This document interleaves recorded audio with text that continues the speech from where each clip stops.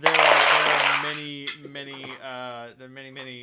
choices that you have made that will only have repercussions like years down the line. Listen, I've made my choices, and I'm not the type of person that's going to run from responsibility. Oh, I'm counting on it.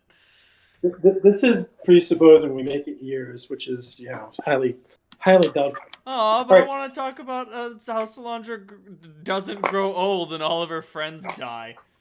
Oh yeah. I've been having dreams about that shit since like episode 2. I remember talking about that with you a little bit. I mean, like, that's the thing that you have to, like, that's the reality you have to face when you're playing an elf. You're like, oh shit, all these motherfuckers are gonna die. Yeah, a lot of them before Solandra actually fully exits adolescence. So, and like, things get even more wild when you're playing an elf as a villain, and you're just like, fuck it, I'm putting a kibosh on my plan for 40 years until this asshole fucking dies. I have this one arrow in Hero Lab, which says, background, you are younger than normal for your race. Normal age minimum, 114 years old.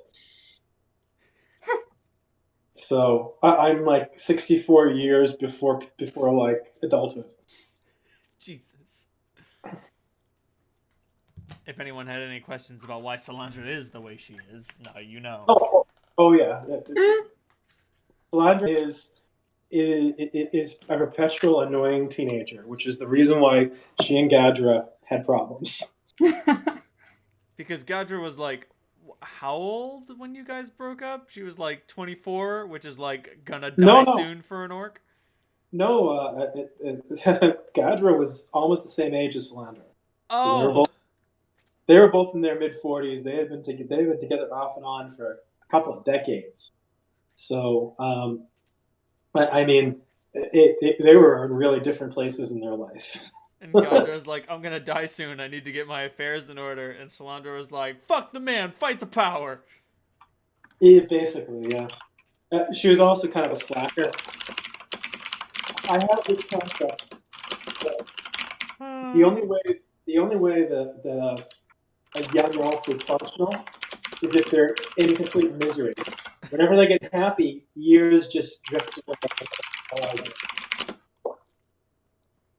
So Solandra was doing okay as long as she was absolutely miserable. But as soon as she got happy, it was like, oh, a decade went by. What happened? Dave, we're getting a lot of weird echo from you. Okay, hold on. I don't know what you can do about this. I've actually I have a new computer now, but it does not have a sound device yet. That is on order. When I get back to Boston, I'll have it. Interesting. So I am doing the tried and true Bose chord set to my iPad, which makes annoying noises when it hits my beard. Well, this sounds much better. So thank you very much. Yep. So when last we left off, Holt went on a magical journey after doing some illicit mega drugs. Clementine lost a finger and eye that she had to regenerate, and Solandra spent like 8 hours investigating the complete compendium of world knowledge and realized that it's actually a cursed item, so to speak. Only because when it says complete, it means it is pedantically complete. So one thing that we didn't really resolve is exactly how Clementine's eye is going to grow back. Oh yeah, so I totally want to do one black eye and one white eye. Okay, cool. Because damn, that's cool. Solandra would be very apologetic. Oops, I fucked it up. No, it's good. It suits my dark demeanor, says Clementine, smiling brightly as the black eye turns white. No, I ruined it. I meant to suggest something about the duality of man. Well, Clem, I think I have something to test out that new eye. Oh yeah? Yeah, I think this might actually end up being more you than me, as much as I fucking hate saying it. Take a look at this. Her nibs thinks it might actually be a artifact of your guy. Okay. And I start pulling huge volumes out of my rucksack. Oh shit. Thump, thump. This one's blank. Thump. They constantly write themselves, and they cover every fucking event that occurs ever. And the font's really, really fucking small. Are we in it? Oh, of course, if we can find it. I did kind of completely by dumbass luck run into a sequence where Rodascus and the rest of the crew were at the graveyard looking for us. So it seems like if this thing is it seems honest to me. It seems too honest. Like it's saying every fucking thing. I mean, as I'm saying this, it's all being written down along with every other fucking thing that's being said everywhere at once. That sounds exhausting. Yeah, it's fucking exhausting. As a catalog, it's essentially useless. I figure if anyone's going to be able to like parse any of this shit, it's probably going to be you with your friend. Because I think that this will make me kill people. What language is it in? Omnathian. I have no idea what that Omnathian is a rare language that is able to be read by anyone that understands written language. Oh, wonderful. And you have to use these. I don't know if we have to get new ones, but look at the typeset. You see these little tiny grains. Yeah, kinda. The writing writ upon this book is like wrote See, your name on a bean of basmati rice level of tiny.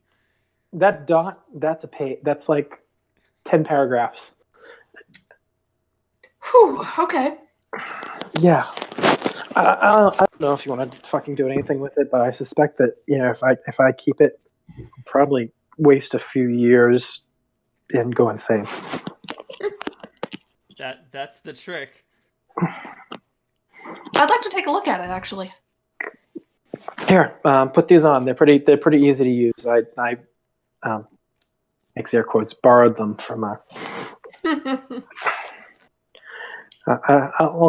I guess we should probably give them back, but I don't know. If you took them, he might literally not notice. I don't want to say Deuteronomy isn't astute, but he is a catfolk, and therefore he has problems. Oh yeah, I've also been reading for this. You might find it interesting. It was one of the books I found in the library. Which book was it? The Book of Erotic Magic or something like that. Oh, the Book of Erotic Fantasy. No, that's not what it was called. I can't think of like some sort of magical sex. You know what? It's called magical sexology. You gave me a name actually last week. I didn't write it down. I don't think I did anyway. Oh no, I mean Renal gave me a name. Oh yeah, I didn't write it down at all. So it's magical sexology now. Salandra, this is an outstanding find, and you should be very proud of yourself. There are a couple of things in there that might be more up your alley than mine. That didn't come. I'm gonna be super annoyed if it's just about like dimorphism and butterflies or something. No, there are a bunch of spells in there. All right. Unfortunately, well, actually, not all of them are arcane. Now that I think about it, I mean, most of them would be spells that you already have access to, but hadn't considered to invoke. Hadn't thought it was an option. Right. You're like, wait, I can do that? And Guy's like, yeah, you were able to do that this whole time. And you're like, what? Why didn't you tell me? What the And she's fuck? like, I'm your mom, it's weird. It's weird. I'm not gonna tell you about sex spells. You know what? Let me see if I can find the Book of Erotic Fantasy and the special druid-only spells from it. I'm super excited to see what those might be. There are a few that are kind of vanilla, and then there's like, ooh, wow, I can do this, and you're like, yeah. Honestly, the one that I would think would be super useful would be being able to change sex when you're transformed into another person. Ooh, I'm certain that there's a thing for that. Page I think you could 96. just do that with Alter Self. Sort of. For appearance purposes, yes, but not for actual like reproductive purposes. Oh yeah, no, it wouldn't work. Right, yeah, because it only lasts for a certain period of time, so it wouldn't really... So here are some druid spells. Level 0 druid spells include Analyze Fertility, detect pregnancy. Level 1 druid spells include Engorged Gate, target speed reduced by 1/2.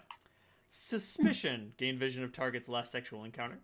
Detect disease, Engorged Strike, pheromones. Jesus. Engorged Strike just makes it so the target's unarmed strikes are treated as one size category larger. It's quite clearly just like just a pun. Analyze Ancestry, Liar's Curse, body part grows when telling falsehoods. Healing Sphere, hurl an orb that heals 2d8 plus 1 points of damage. Irrational Attraction, Calm Weather. Infestation. Locust swarms attack creatures infested with fine-sized diseased parasites. Thanks, I hate it. I hate Why it. is that in the Book of Erotic Fantasy? Don't worry Why are about any of it. these in the Book of Erotic Fantasy? They're not really that erotic. Oh, no, they're not. Level 7, True Form. Removes all altering magic from a creature. Ooh. 8th level spell, Invigorate. Subject gains +4 constitution and makes the target excruciatingly fertile. Youth's appearance. You appear as a younger age. Appearance increases with each category gained. And then there's the 9th level spell, Fecund Growth. Increase the size and health of all living things within range. And trust me, it's a big range. Jesus. If you want to make some gigantic animals, that's how you do it. Dire doesn't even begin to suggest the power of Fecund Growth. It's a 9th level spell for a reason. Jesus. Well, I mean, you can always make a dire Toby. What do you think, Toby? Would you like to be that big? Toby shakes his head and goes, "Grr." I didn't think so. Sounds scary. Still, this is really fun. Thanks for thinking of me. Yeah, druids get the worst spells. Wizards and sorcerers get the best, such as Orgasmic Vibrations. See, that's a useful spell. Pleasurably distract the target.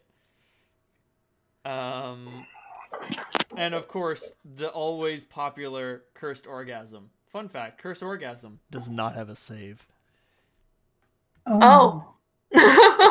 Oh, yeah. Oh, yeah. And I should mention, Fecund Growth is a range of up to 100 feet per level. Oh my lord.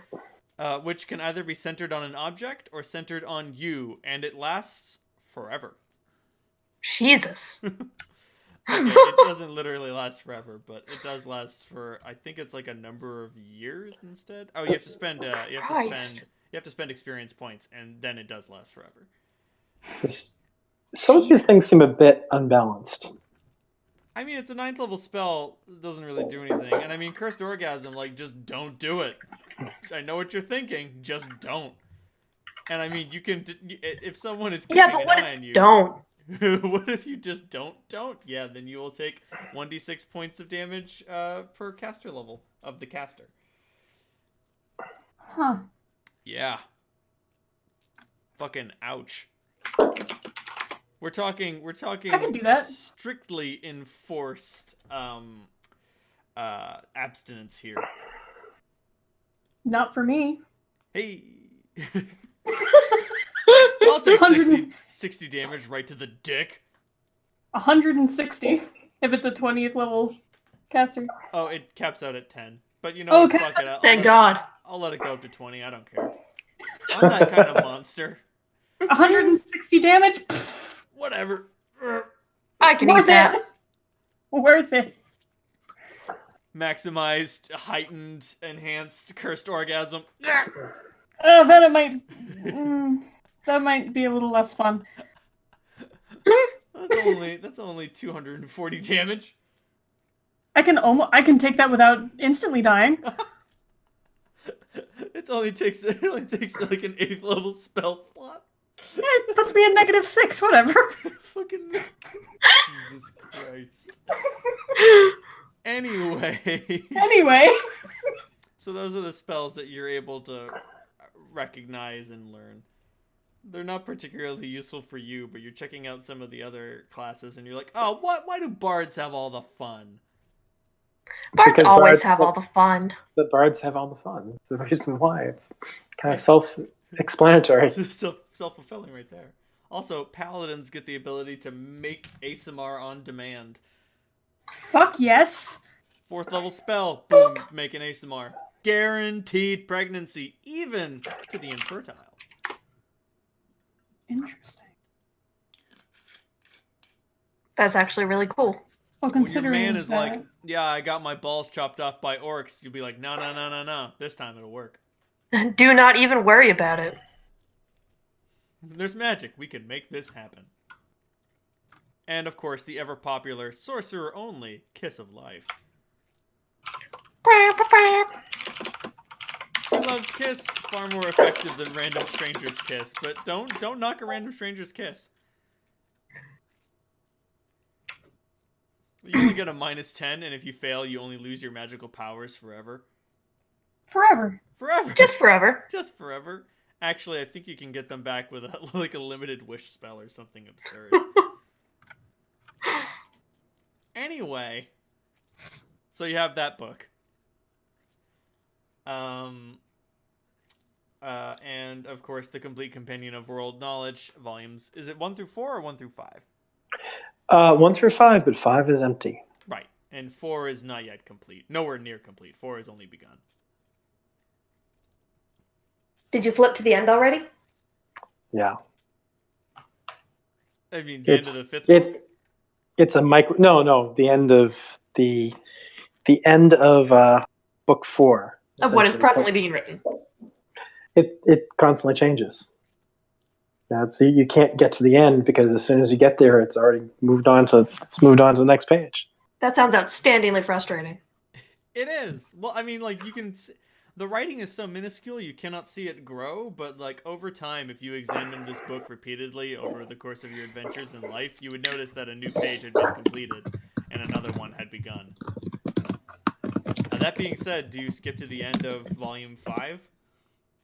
Yeah. There is, on the final page, 2 words. The end. Ooh, all right. You don't know Look whether here, how to I be feel about reassured by that.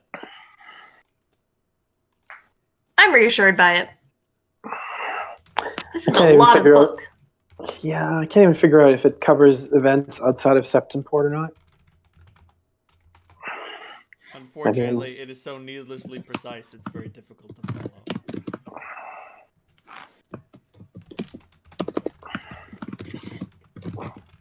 I had put a bookmark in where that little graveyard thing, where I found that little graveyard thing.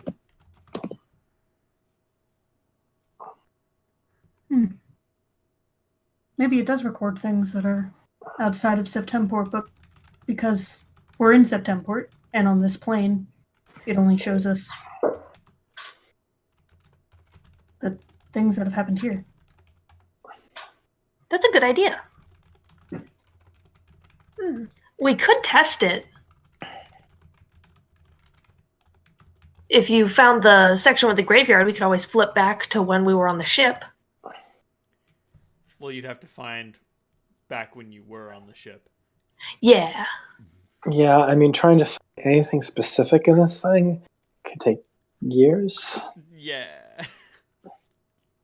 Yeah, but I'm just thinking it'll be a hell of a lot easier to find Rivo with this thing than waiting to flip through the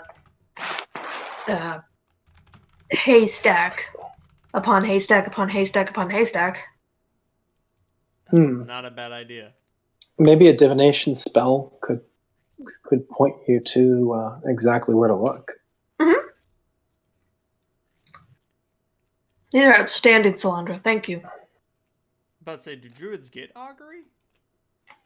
If only. I don't think so. I don't think so. Nope. Cleric, I'm- oracle, psychic, shaman, or witch. I'm personally really crappy at almost all types of divination, so that's mine. Oh, Solandra, what do you know about divination? It is a school of magic. I know. It is I know the theory really well. I've got a ridiculous spellcraft. I just can't cast it. Lead sheeting or magical protection blocks a scrying spell, and you understand that the spell has been blocked. Lead sheets, cheaper than magical protection, I tell you what. When I started down this road, it seemed, a worthwhile trade-off to be able to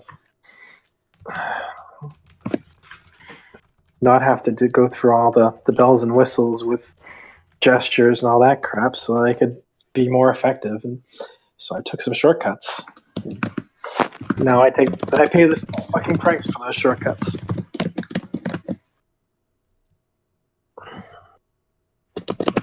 Oh.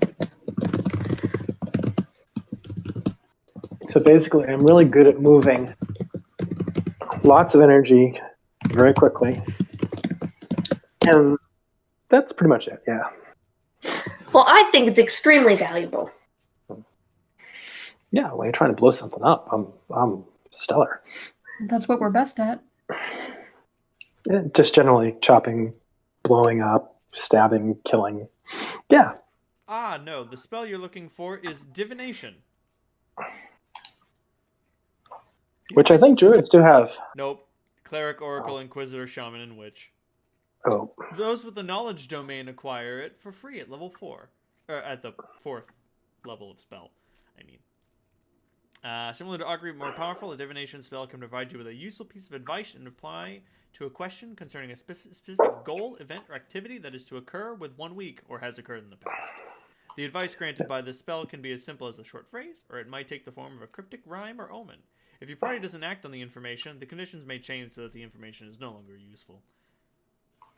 That being said, the base chance for a correct divination is 70% plus 1% per caster level to a maximum of 90%. If the die roll fails, you know the spell has failed, unless specific magic yielding false information is also at work.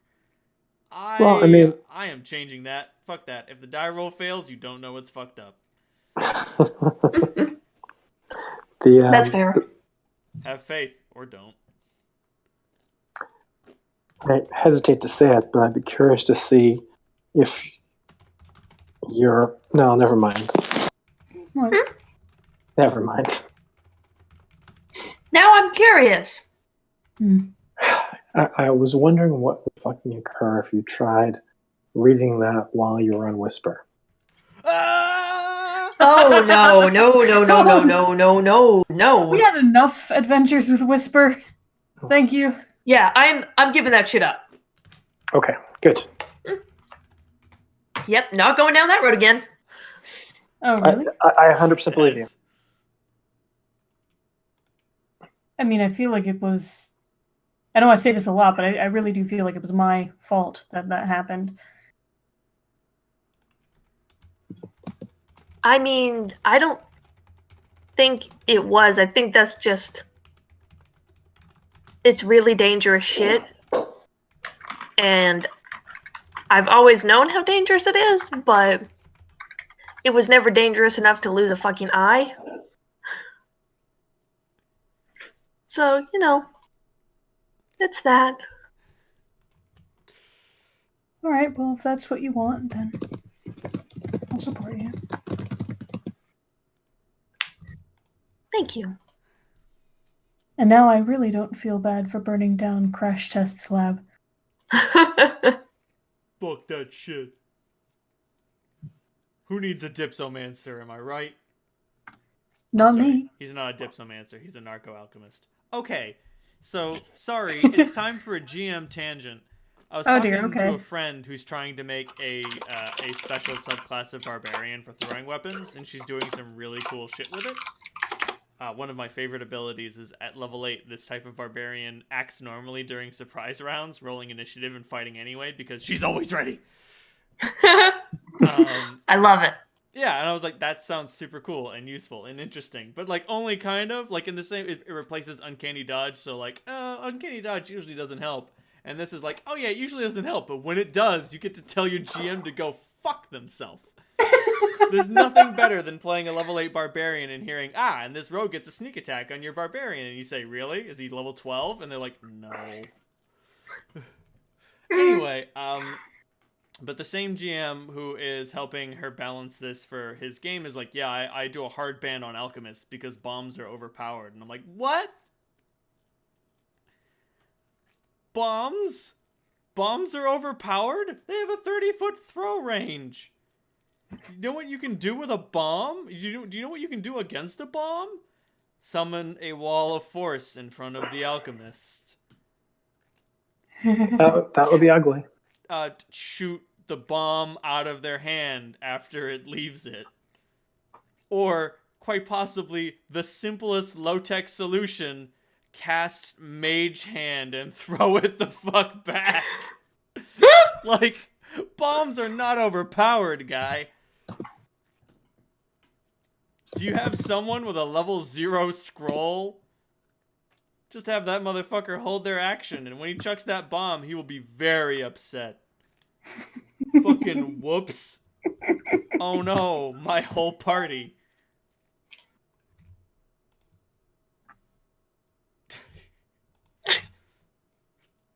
I love it. It's great. Bruno Mars, put that piano down. Jesus Christ.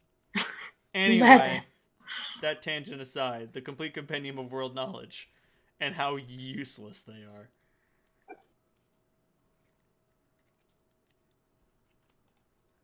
I mean, it may be useless to us right now, but I think that when we have more time, we will be able to find some valuable stuff. Plus, we already learned that Daskius is at the graveyard, so that's a big plus. It's true. You did learn that he did fall for the trick.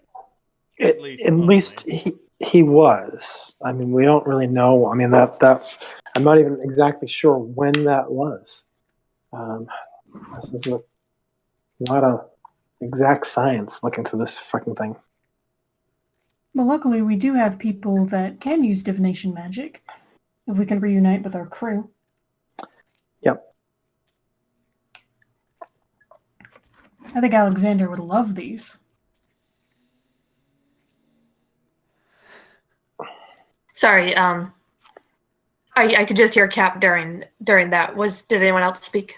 No, I just made a deep inhale at the thought of what Alexander will do when he gets his hands on these. I have plans. Plans are formulating. Apple pie. I think Alexander could absolutely get use out of these more than any of us.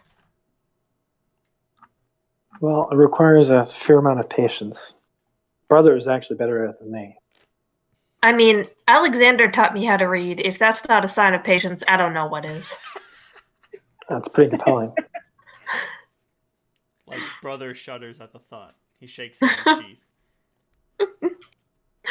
And brother only has such an acute sense of patience because he's not alive.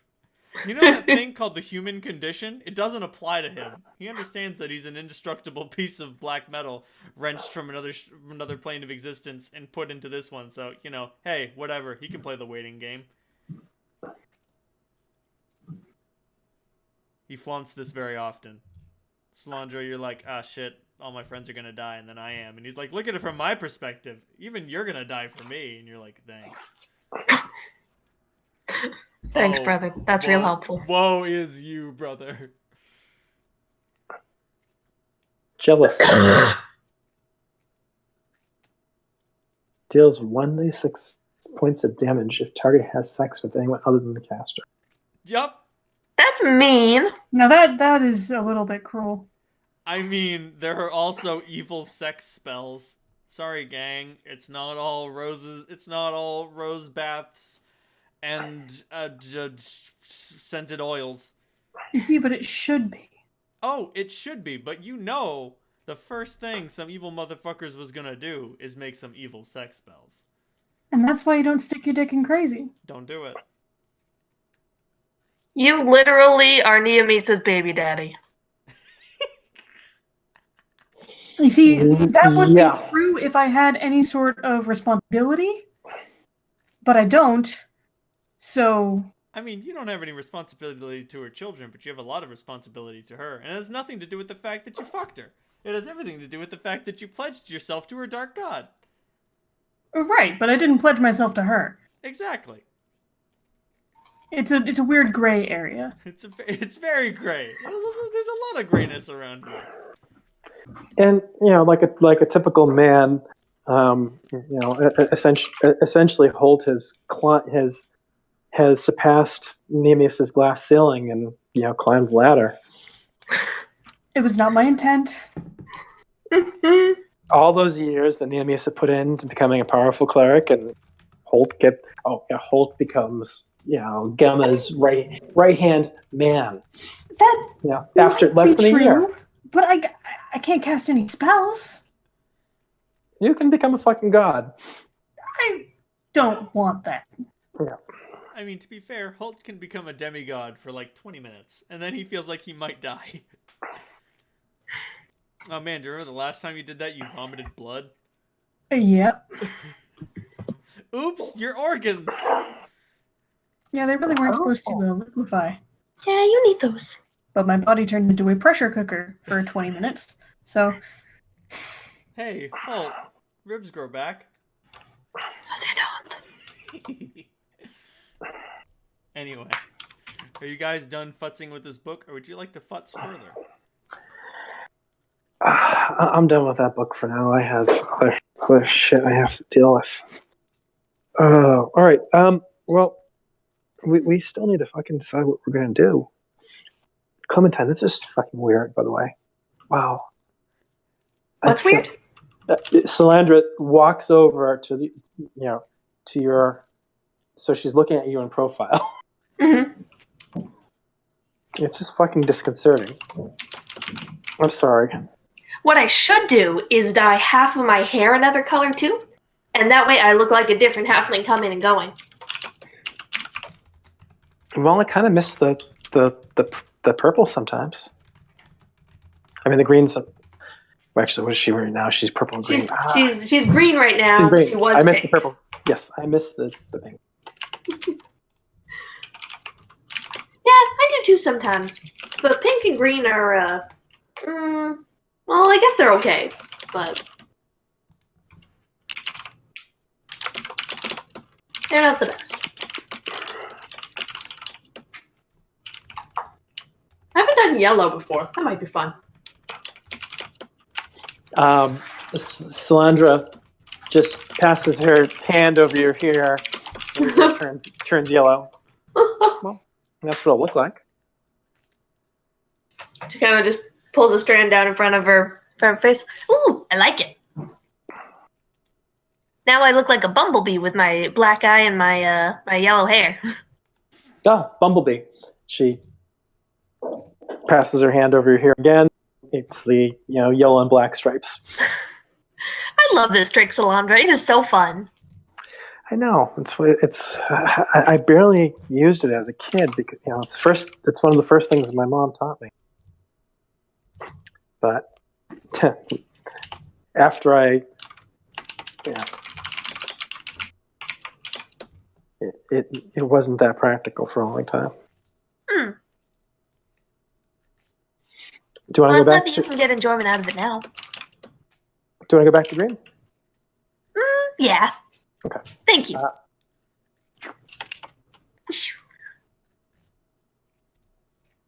Prestidigitation is a delicious spell.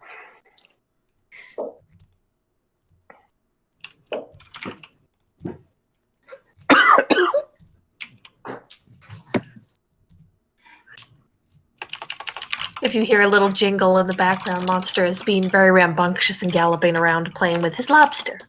He has a lobster. The empty carcass of a lobster toy. Of a stuffed lobster that he tore in half and pulled out all the stuffing.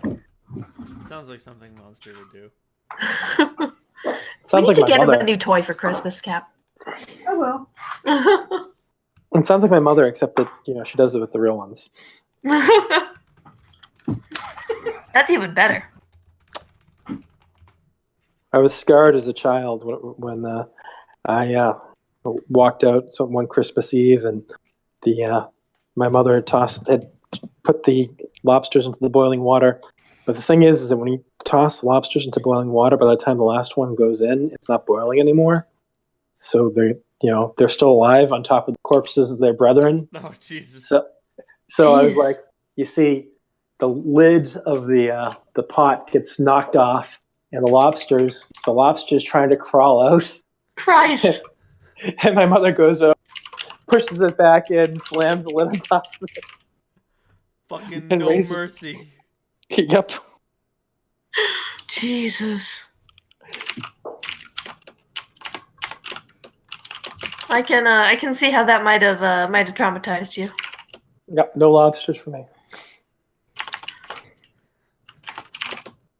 It's a good thing I don't go to a slaughterhouse. That would be very depressing. No more beef. Yeah. Enjoy your burgers while you can.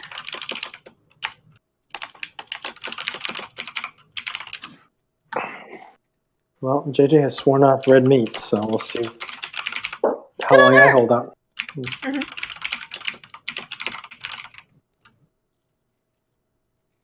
It would be a lot easier to go vegetarian if meat wasn't so goddamn delicious.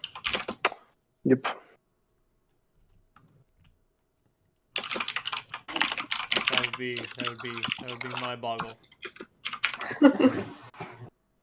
So, I don't mind spending a little bit of time here, but I guess the question is, do we keep on going down, or do we go back to District 5 and try to stop what's going on there? Those seem to be like the two things to do right now. And I don't think Vendrese is done with her gun yet. Probably not.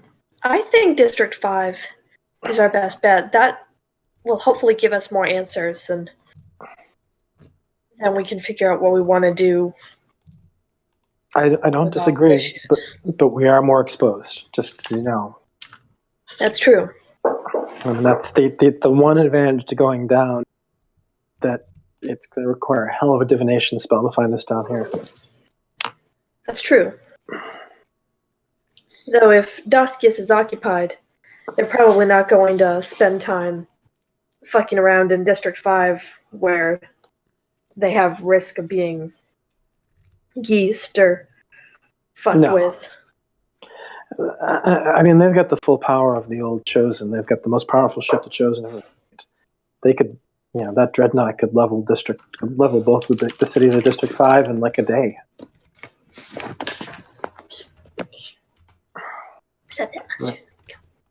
And we can't forget that they still have overwhelming power by comparison to. We have. Well, I mean, we're among the most powerful things down here, like in Septemport nowadays. Remember, even during the war, we were among the most powerful people on that battlefield, and that was a long time ago. Gods, it was.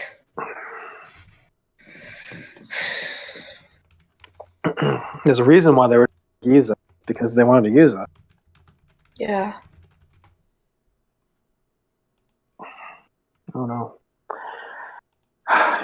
They better not try that fucking shit again. I've got to say that I will not be amused. Yeah. And that little fucking goblin, we have to do something nasty to him. I'll just kill him if I see him. Oh, I don't know. I've got a new spell that might be fun for him. Are you going to leave it a surprise? Well, I mean, I could test it out on you, but it might be permanent sometimes. Oh, no, thank you. I've had enough permanent spells Oh, on me. Thank you.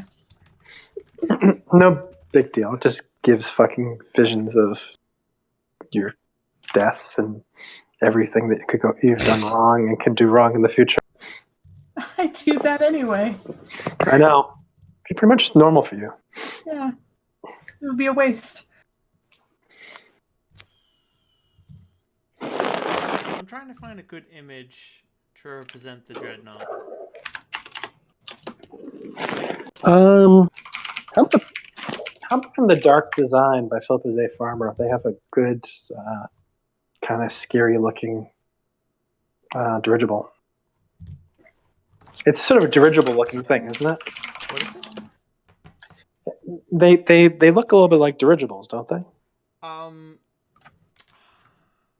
I can never keep a unity of design. No, the conventional ships look like dirigibles. Chosen ships look like straight out of science fiction. Oh, Yeah, okay. I'm picturing like the Gota Demerung from Iron Sky.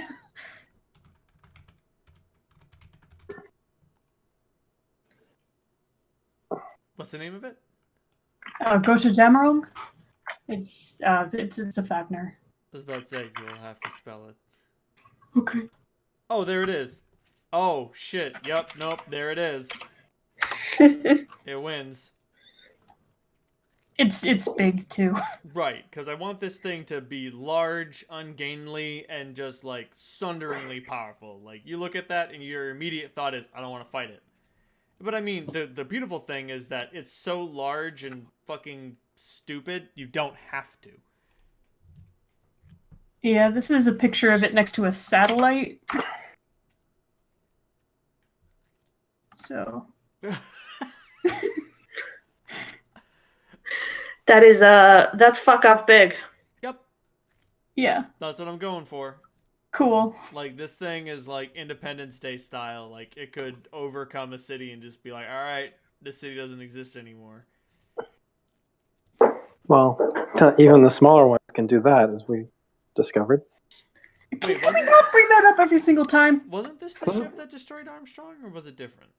I thought it was a different one. Like, No. it wasn't even one of their big ships. Yeah, it wasn't the Dreadnought. It was just one of their warships. Right. It was one of their little ships. Right. Yep. But it took like a while. It took multiple barrages. It took like a full-on airstrike, large-scale ordnance. The Goddard Demerung, like this thing could destroy Wind City on accident. Oops, I killed it.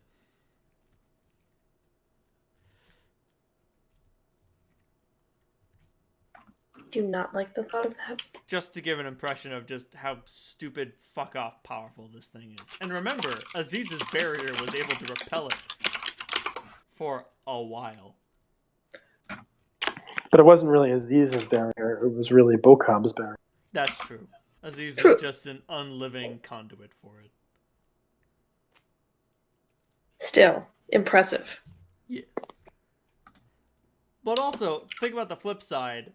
This thing is so powerful, it can, like, destroy a god's barrier. Hey, I'm a god. I'm one of the most powerful things in the multiverse. I'm going to create a shield. We'll tear this apart in a couple of days. Excuse me? Pardon me? You shut your fuck up. What? Shut the fuck up.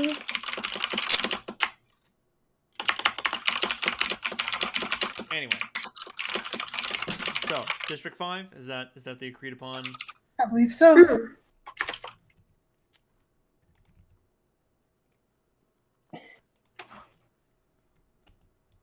Sweet lemonade.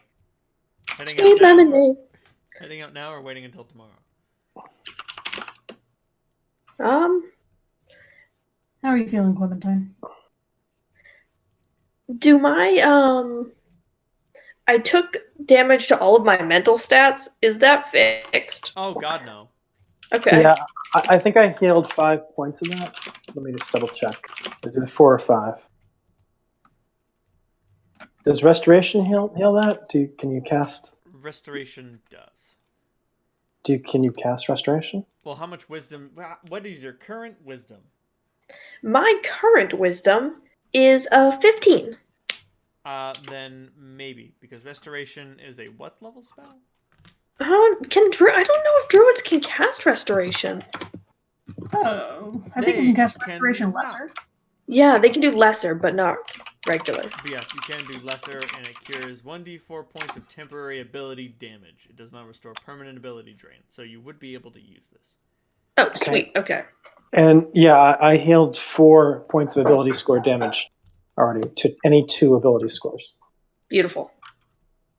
Up to 4 points ability score damage from any 2 ability scores. And I presume I probably... Did you take damage to all your ability scores? Int, wisdom, and charisma. Yeah, being Slander, I probably would have chosen to fix your int and your wisdom. So, Cool. And then I will fix charisma. There we go. All right. Still, I would like a chance to sleep. yeah. I've been spending too much fucking time looking through this book.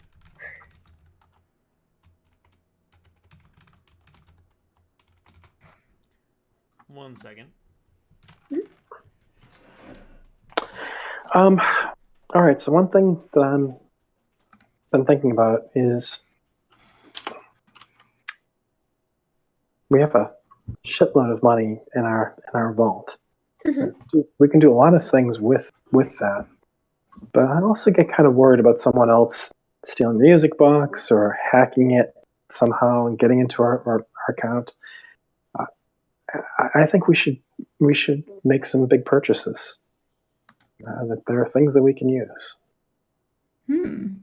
That's a good idea. It would probably be a good idea for me to update my armor at some point.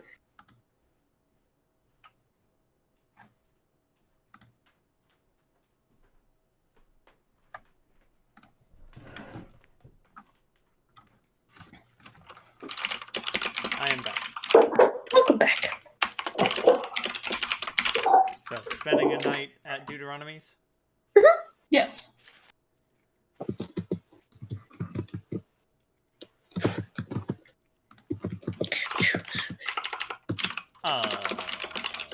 Sandra.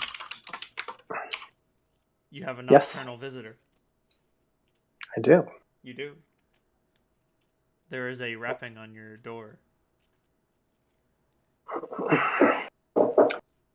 Who is tapping on my door? On your chamber door. Do you inquire or do you open it? I open it.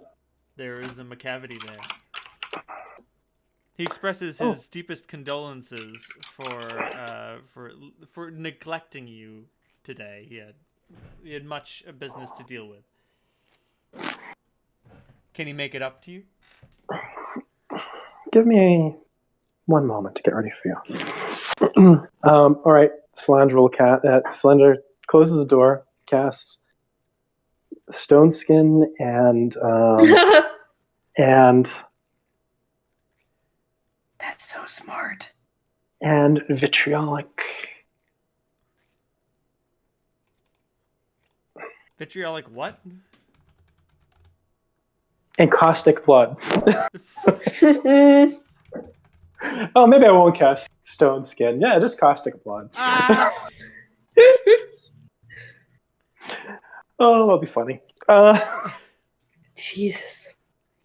Ready for you now. In short, you play a terrible, terrible prank on McCavity. If he did not have evasion, he would have suffered a terrible fate. I have regeneration. Exactly. Long story short, foreplay begins, penetration ends, McCavity flees the room, laughing, shouting obscenities at you. You're forced to repair this bed. Anyway. Morning dawns. I have to try and sit on masochism next time. Morning dawns, or what can be called morning. There's no morning or night in in the Cat City. But there's like, sort of. Sort of.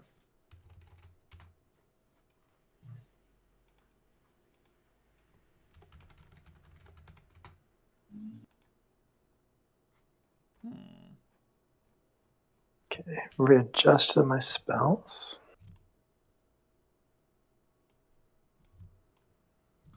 Oh man, having to pick out spells. Boy, am I glad I don't have to do that shit. You do in the other game. I do. Oh man, sorry. I'm looking back over the images that I've posted. I'm just super proud of myself.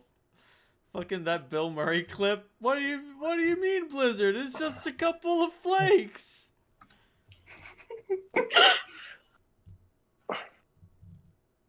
Yeah, I think I'm switching over to Fire Shield from Caustic Blood. I like Fire Shield better. Dang, there's a helm of transportation. Character wearing this helm may teleport 3 times per day. Jesus. That's interesting. How much That does doesn't that happen. fucking cost? 73,500 gold. Damn right. Can you actually wear a helm? I Only think if as it's- long as it, Only if it's not made out of metal. yeah, as long as it's not made out of metal. Which And it means- doesn't say specifically what it's made out of. No, but if it's a helm, it's probably made out of metal. I mean, you could order one that was not, I could. but more than likely, if you found a random helm of teleportation and you were like, "Ooh, Clementine wants that," I'd be like, "No, it's metal," That's fair. and it would look really fucking stupid. Like it's got a gigantic crest on the front of it, like a series of horns that looks like the Omega symbol or something fucking stupid. Like, seriously, if somebody wanted to get neck control, they just grab that and fucking turn it around and kill you. And Toby would just fucking look at me like, see? That's how it feels. Because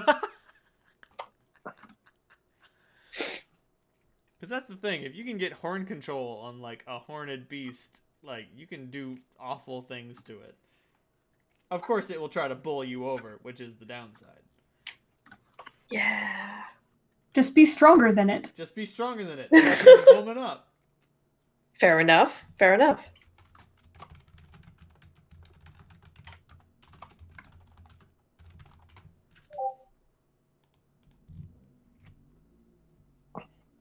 So we're gonna go shopping?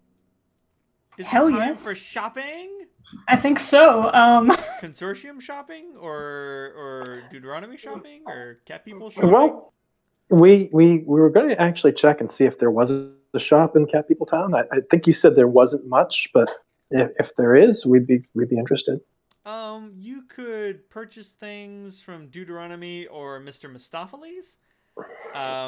They'll basically have greatest hits items like potions, wands, scrolls, that sort of thing. If you wanted to get a wondrous item of particular note, it would have to be something that would be like really common, you know, like a plus 4 protection strength. +1. Right, ring of protection +4 or something like that. If you were like, I want a glorious helm, you know, the one with all the fireballs, I'd be like, no, none of them make that fucking stupid shit. I want to upgrade my belt of physical might. Guys, Yeah. guys. Yeah. We could get a bracelet of friends. What does that do? It's a bracelet, Okay. and it has little charms on it. It's like And- teleportation, right? Yeah. It also tells you how people are doing. Oh, that's interesting. Yeah. That being said, they definitely don't have that. We could totally get it from the consortium. Oh yeah, the bracelets of friends are very powerful and interesting. So, would Deuteronomy be able to upgrade my belt of physical might, or did you say that? Oh, no? absolutely. So that would be So- 50,000 gold pieces. If you've got it, you can cross his palms with it, and you'll have it done in a day. Oh man, fuck that. I'm upgrading the Bracelet of Friends. Grasping the crystal of the person gives you a rough knowledge of how things are going for them. So, like, if Salandra were in a dismal dungeon with all of her magic powers taken away, chained and naked, and you grasped her crystal, it would say, Salandra is doing poorly. How much money did we have? I think we actually you already put it into the consortium funds. Give me a second. I did write it down. Shit.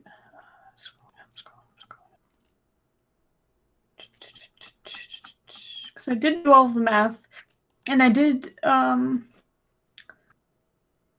the consortium funds from like selling the items, air quotes, and then the rest of the coins I converted into astral diamonds, platinum, gold That's pieces. right. So everyone has 83 astral diamonds, 8 platinum, 6 gold pieces. How much are astral diamonds worth again? 100? Yeah, 100 platinum. 100 platinum or 100 Sorry, gold? no. 100 gold. 100 gold, 10 platinum. Ugh. Numbers are hard. You're making me do math when I'm already trying to do math. Oops. It's math on math on math on math on math. Oh man, I can't find the stupid fucking helmet I was talking about. Seriously, this thing is ridiculous. Helm of Brilliance, that's what it's called. Oh, yeah. That one has prismatic spray. It's like one of the most stupidly expensive. It's 125,000 gold pieces. It has 10 diamonds, 20 rupees, 30 fire opals, and 40 regular opals.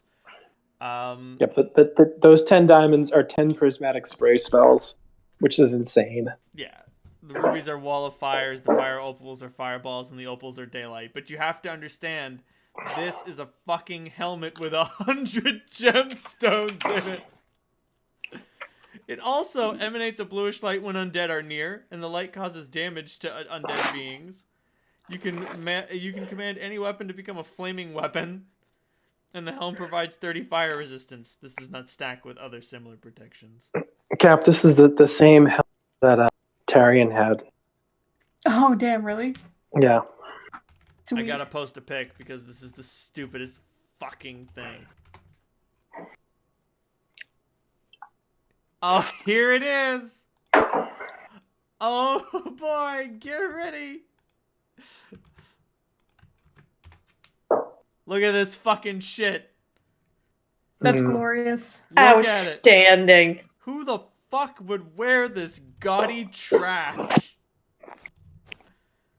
If I ever see an adventurer wearing this fucking thing, just kill it. I will murder that creature. That's a pretty good item. If only because it's wearing 125,000 gold pieces on its stupid head. Anyway. I want to buy Ring of Wizardry. They're almost as expensive. Only the higher levels.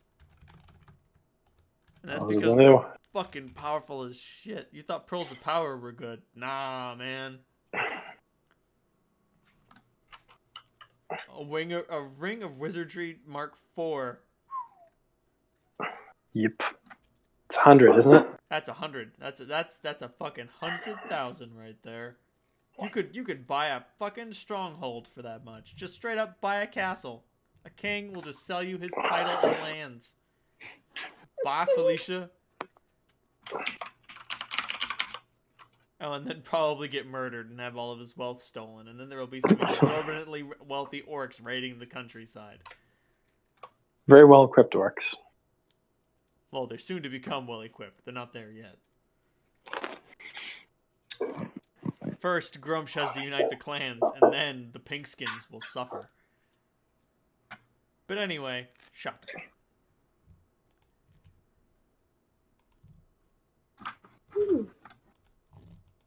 Shopping! I'm just going through wondrous items. Can Rings of Protection be upgraded? Of course they can. I mean, it doesn't say Excellent. anything about that in the manual, but fuck the manual. Yes. For someone So- who has the sufficient magical ability, they can just ring-a-ting-ting your ring. So, like, what is it now, and what do you want it to be? It is a 2, and I would like it as high as Deuteronomy can make it. I don't know if he can actually make it to 5. I don't know if he knows the necessary spells, but That's fair. let me look that up. Ring of... No, those are amulets. Ring of Protection. Oh, what? Fucking goddamn. I would actually not be able to afford that with my current funds without dipping into consortium money. So Well, that's it going only to have costs to be... the difference, so it only costs 42,000 gold pieces. I don't have 42,000 gold pieces on me. Well, that would be a problem. That would be a problem. And, oh yeah, Deuteronomy is definitely a 15th level caster, so he would be able Oh, to do good. that. But if you don't have the money, you'll either have to bum it from someone else or go to a consortium wizard, and they will upcharge you. I understand that. And that's totally fine. And depending on who you get, they might upcharge you more or less. Well, did we actually go and contact the consortium and already sell everything, or is that something we were just planning on doing and had already written out? Because I don't know if we actually have the time to do that yet. This would be the time. So that means we could also get the money for all of the items and have that be. I think you have it in chat somewhere. Yeah, but you can only trade items to the consortium for consortium credit. Oh no, I meant to trade them to Deuteronomy. Oh. Deuteronomy does have a gold piece limit. It depends on what you would want to sell. And essentially, we're gonna barter. Oh, sweet Christ. Yeah, but there are plenty of things that he's gonna be like, I don't want that. Like, I know you love your pirate eye patches, but he doesn't fucking need any of those. True. I don't think I got rid of the... Potions and scrolls are always in vogue. Let's just use the fucking consortium. We have so much more there. So much more straightforward. Yep. Who loves math? Only me. Only you. We find this to be acceptable.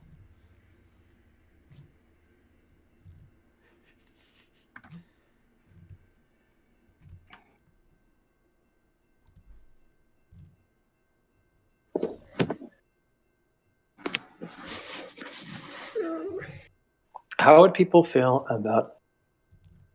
I want to run 165. Counting the upselling, around $165,000 gold pieces worth of stuff. Oh, is that all?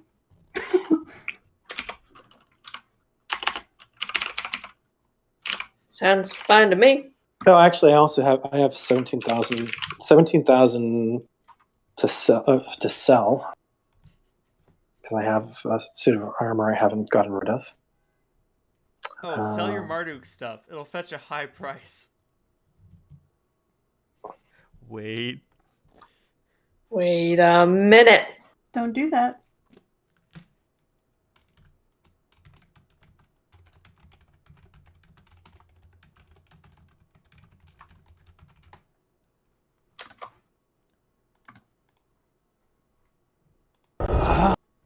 All right, so I can get I have 18,000 gold pieces worth of stuff to sell.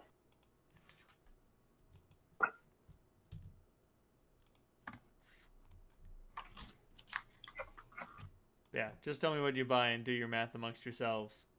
It's not that I trust you, it's that I don't care.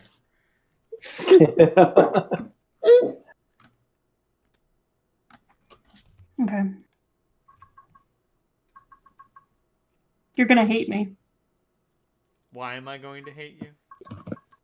Because I'm putting things on my armor and weapon. I don't care.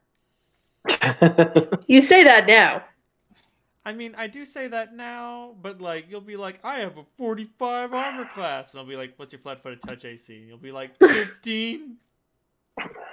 It's gonna be 16, thank you. Oh no. Oh no. This wizard has to roll a 2.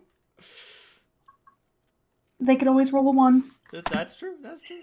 There's nothing worse than fucking up a fucking An easy ass check. ray of doom or whatever it's called.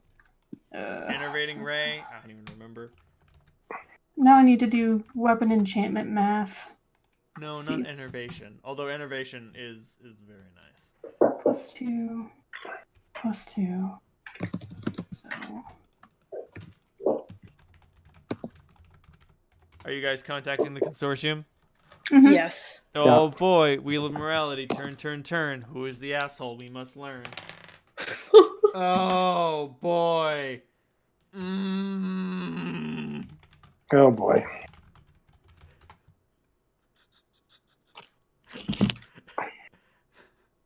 It's not Drax, is it? Oh god, no. Jesus. Jesus, Alondra, tone it down a little. You guys didn't roll the worst possible roll, but you did get someone who is just generally unpleasant. Nice. A lot of people would say Solandra's pleasant. Yeah, but then there's this thing. I fear no man, but that thing, it scares me. Dude, let me in, I'm a fairy. Don't you believe in fairies? Anyway. Looks a lot like the Joker.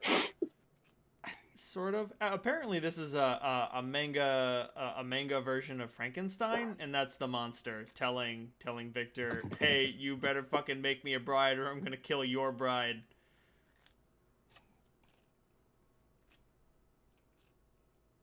But yeah.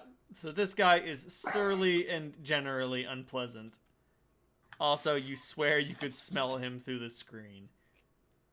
And dear God, is that an unpleasant experience. The odor is corpse-ish, and yet somehow more awful. Energy drain, there it is!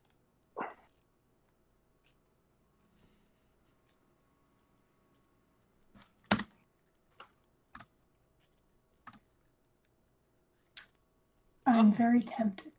Energy drain doesn't have a save. Funny that. Well, you get saves later. What did you want us to post? Oh, The amount? nothing. Just basically what you want to buy and how much it costs. And I mean, what you want to buy is basically limitless. It's basically just there for me to keep track of it, because I would know what you are purchasing.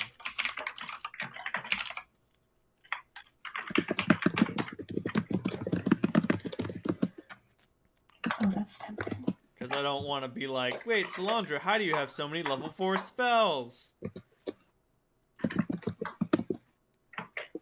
Clem, braces of armor don't stack with your armor. With my armor class? So what sort of armor are you wearing currently? I am wearing a leaf armor. Okay. And what armor bonus does that provide?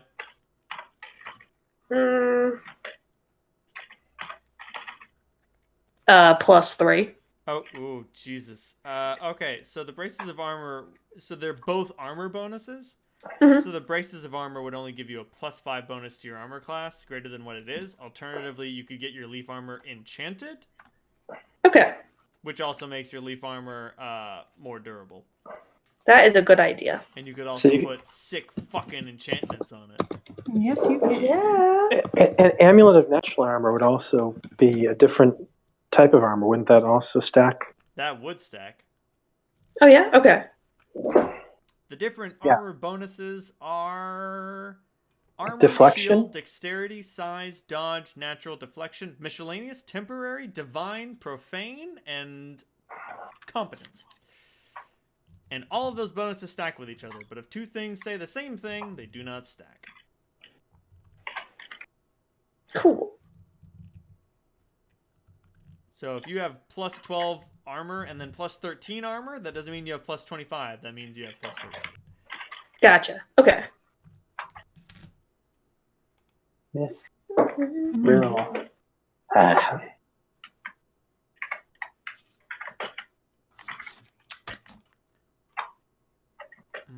Shopping. So is it 10%? Yes. 10% up, yeah. 10%. Toss that shit right the fuck on. So that's... Transmute blood to acid.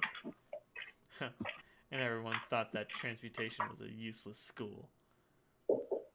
Fuck. So I'm selling that. And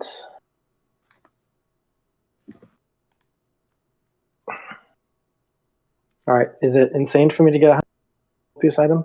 Yeah, what? Is it insane for me to get 100? No, it's not. No. Because I really want it. Like, No, these, you're these totally guys, fine. These guys shit out rings of wizardry. Like, are you kidding? They won't even have to commission it and make it made. I mean, they're not going to tell you that, but out of game, Dave, you know, these guys, nah, man, they have like a shit ton of these. You get these for good behavior. You get these for paying your club dues for 40 years. Boom.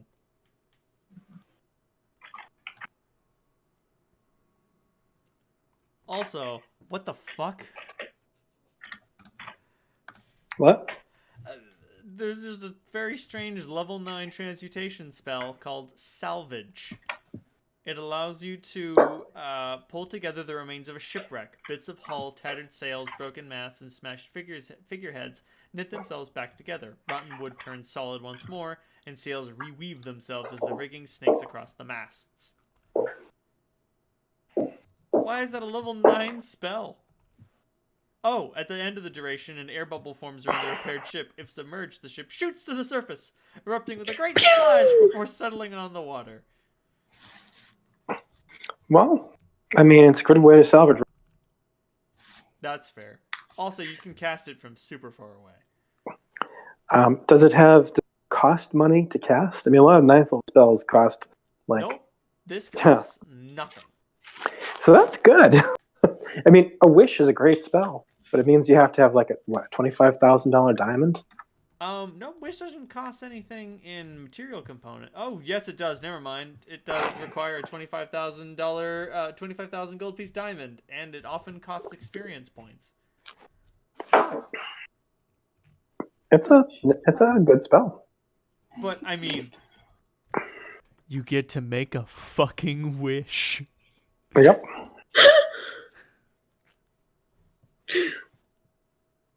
Oh. Tomes. Tomes. Okay, then 26 times 1. Yes, this particular caster is surly, unpleasant, often scoffs at your decisions, frequently mocks your appearance, and generally refers to the three of you as filthy flesh bags. Ooh, you thought the Ring of Wizardry was bad. Wow. Oh, are you looking for tomes of improving attributes? Yeah. Yeah, but remember, you need to take time to read them. I know. I'm not buying it. One of these days, maybe. Someday. Okay, 16. It's going to be 20. So these provide inherent bonuses, so they don't stack with other inherent bonuses. Like Wish also gives inherent bonuses, I think. Yes, So, you can wish to raise your attributes. You can't stack wishes with manuals, though. yeah, they're the same type. And that's the reason why you need to be able to cast Wish to create one of these things. Yep. Okay. Holy Now to fuck. do big math. Fucking wishing to revive the dead. Just do it.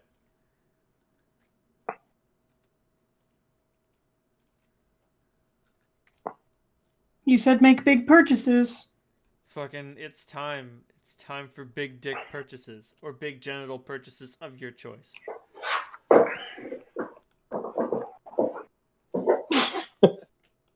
You managed to be both politically incorrect and politically correct at the same moment. That was impressive. What can I say? Except you're welcome.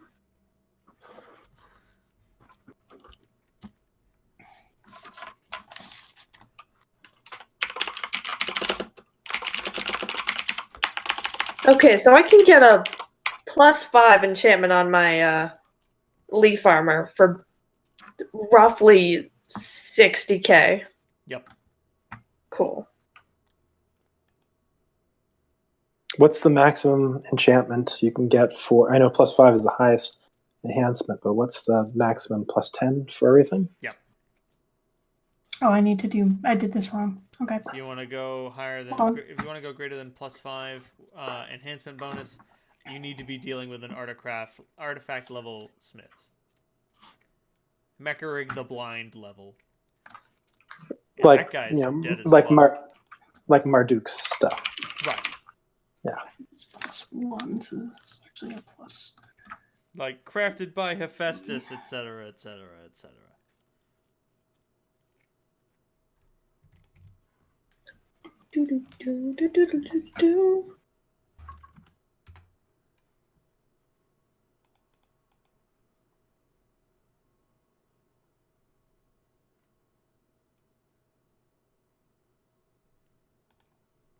My brain just short-circuited trying to do this. Whoopsie doopsie. We'll start with easy things.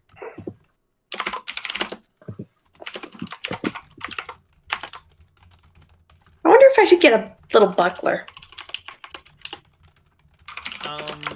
You can only use a buckler if you're not casting spells. Oh, okay. Then definitely not. But, I mean, hey, when you're not casting spells, you'll have a +5 shield bonus. Mithril bucklers were made for everyone. Oh, wait, you can't wield Mithril. Yeah. Oops! Oopsie. I mean, you could have an enchanted Darkwood buckler, but... oh, no, that wouldn't cause any chance of spell failure. Because you're a druid. But, still. Since you don't have... Do druids come with shield proficiency? I think so. I could get an ion stone that grants me shield proficiency. Fuck off. Prohibited from wearing metal armor. They are not proficient with shields. Oh, they are proficient with shields, except tower shields, but may only use wooden ones. So yes, you could have a wooden buckler, but you would only gain its armor bonus while you were using one-handed weapons and while you were not casting spells. Unless you unless you took buckler mastery or whatever the fuck the feat is. Nah. Okay.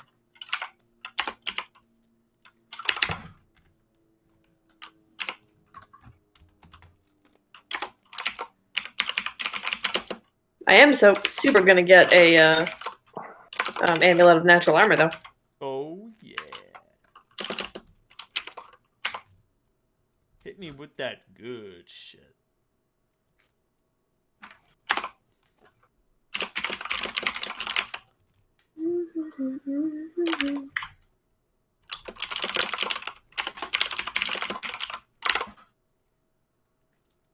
Do I have a ring of protection? I have a scarab of protection. The star ring is really good. Star ring? Yeah. Like what shines in the sky. I mean, really, really good. Oh yeah, it is. Unfortunately, Clementine already has the resistance bonus on saving throws. Oh, yeah. Okay. Still super cool. 48,000 times 0.1.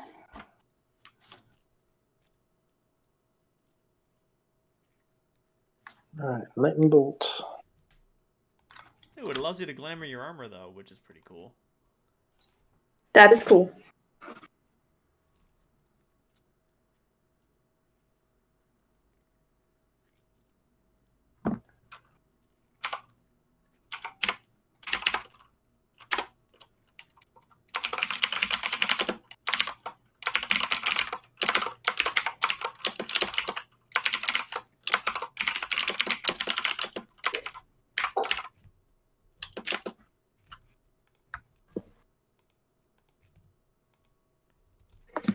Fucking Go. wizardry.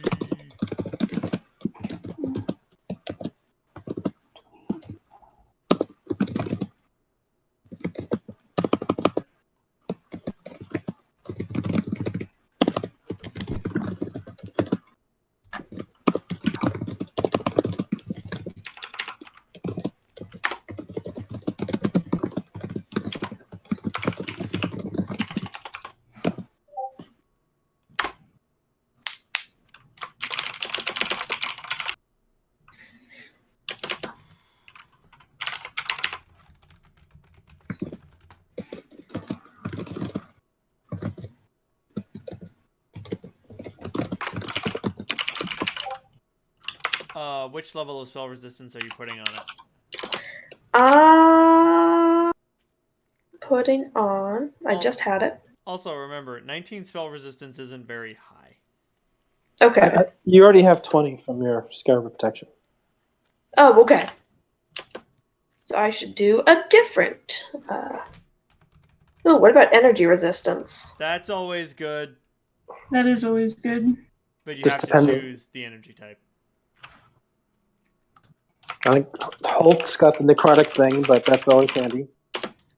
Yep, that's well, technically negative energy, but same difference. Oh, yeah. Sorry. Because, like, spell resistance 19 means that a level 20 wizard needs to roll a -1 to fail. So for energy types, do we remember what type of energy the energy weapons of the Chosen did? They don't. Mostly they deal fire damage. Fire. Okay. But some of them deal electricity. And remember your 5 elements: faces, fire, acid, cold, electricity, and sonic. Nice. I like that. And of course, like pure energy weapons, there's no energy resistance for that. It's just like a lightsaber. Cool.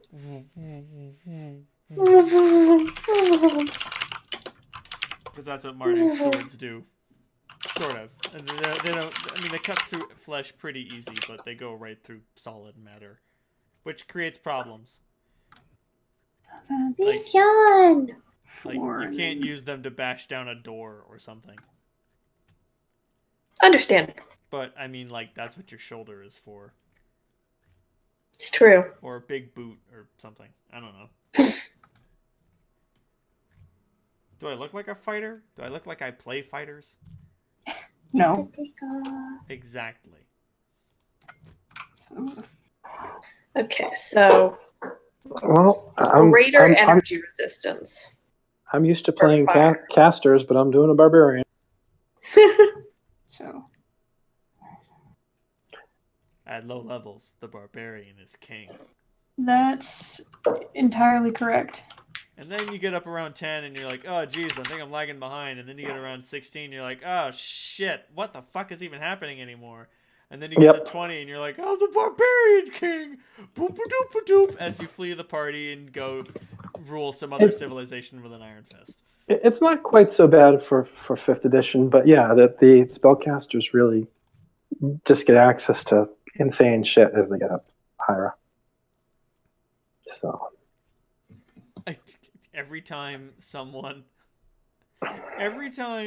says, I bet my fucking whatever, I bet my anything that isn't a wizard could beat your wizard, I'm just like, no, you can't. well, one of the fun things that the particular type of barbarian I am for 5th edition is that they don't actually die. As long as they're raging, no matter how many times they're knocked down to 0 hit points, they don't go down. Oh, frenzied berserker, eh? Not Not literal frenzied berserker, but yeah, zealot. So they can really get hacked to pieces It's and really still fight. good. because frenzied berserker has one gigantic problem. That problem being, oh, I think I should kill my friends. Not these guys. They're sort of like paladin barbarians, Oh, or really awful religious fanatics, depending. Okay. you know, however you want to roll them up. But yeah, whenever anyone says my ex could beat your wizard, I just think greater celerity, time stop, forest cage, cloud kill. What you gonna do Oh, yeah. about it? And I mean, like, obviously, I will never throw that at you. And obviously, that's the fucking fun police coming to get your fun. But the point is, your whatever cannot beat anyone's wizard if they're doing it right. Yeah, I mean, if you're using magic and you have the right, you have your feats, all the feats you can get, you can be insane. Right. I mean, even Salandra, who's 2/3 of a wizard, is, you know, she can throw down pretty heavy shit. But then, of course, there's the alternative, which is, all right, your character is naked and thrown in jail. What do you do? And the wizard is like, well, I can cast 63 magic missiles. And the barbarian is like, I got this. But the monk, more so than anyone, is like, no. I have this. Stand back. Take it back now, y'all. First things first, I phase through the bars.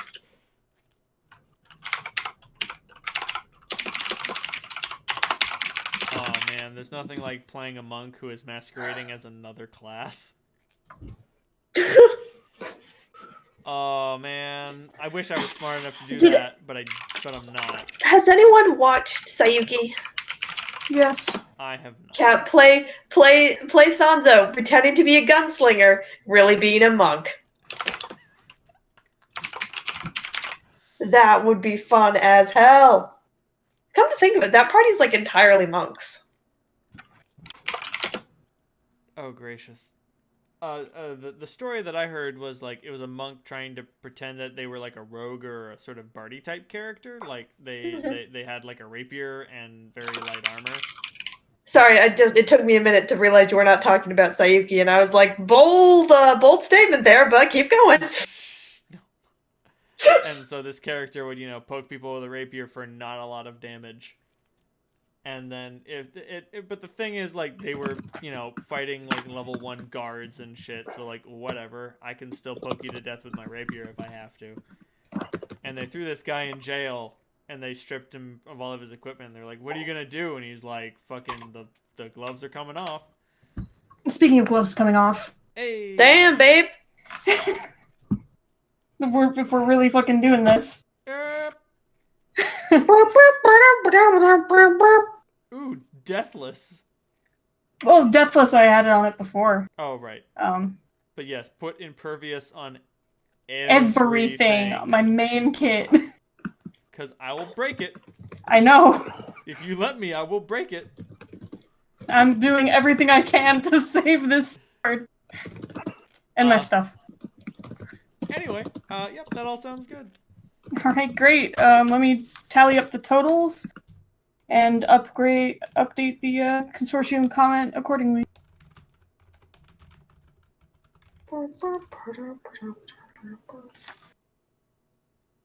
Save character sheet. Oh, fuck. Those shoes of the Firewalker are fucking badass. Aren't they great? Yeah, man. Put me at 15 fire resistance. Oh, your fire resistance doesn't stack. Oh, it doesn't? Nope. Oh. Like all attributes in D&D, you take the highest number. Alright, well, plus 10 is still good. But still, you can walk on fucking I got magma. your paw. Yep. As if on a water walk spell.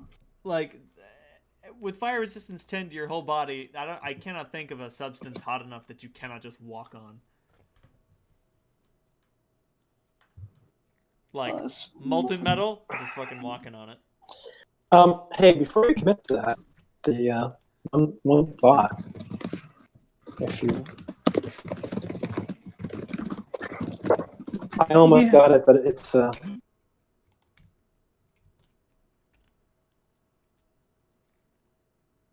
Oh no. I live in a world of darkness. Oh, I'm back. What is it? celestial plate armor. I need to have chain. I need to have chainmail, otherwise I don't get my sick specialization bonus. Oh, okay. All right, never mind. Like my specialization bonus gives me +4 AC. The wacky thing about celestial plate is that you can use up to a maximum of +6 of your dexterity bonus. So My dex bonus is only +1. Oh, never mind. So it's useless for me. Holt is not a dex-based fighter. Yep, that's right. But good idea. It also gives you flight. That's the other nice thing about it. It's What? You saw me as a seagull. What the fuck am I gonna do with flight? There's also a broom of flying that grants you like 5 hours of flight a day. I do not want that. Do Okay, not 457,000. yeah. If you watch Critical Role, the character with the broom of flying was constantly being tortured. It was funny. It's like, oh, you get knocked off your broom again. That's the thing. It is just a broom. It weighs like what, 2 pounds? It can't. Like anything will knock you off of that. Like even if Yeah, you're able to hang on to it, you will go spiraling away. I'll just get some very strong glue. Well, actually, the tinkerer in their group created like a harness for the broom. See, that's smart. That's smart. So it had See, like that's a shape. stirrups.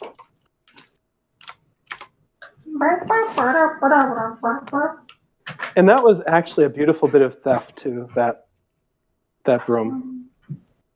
Cap, do you remember how she got that? I do not. Not off the top of my head, no. She stole it from a visiting NPC. 8.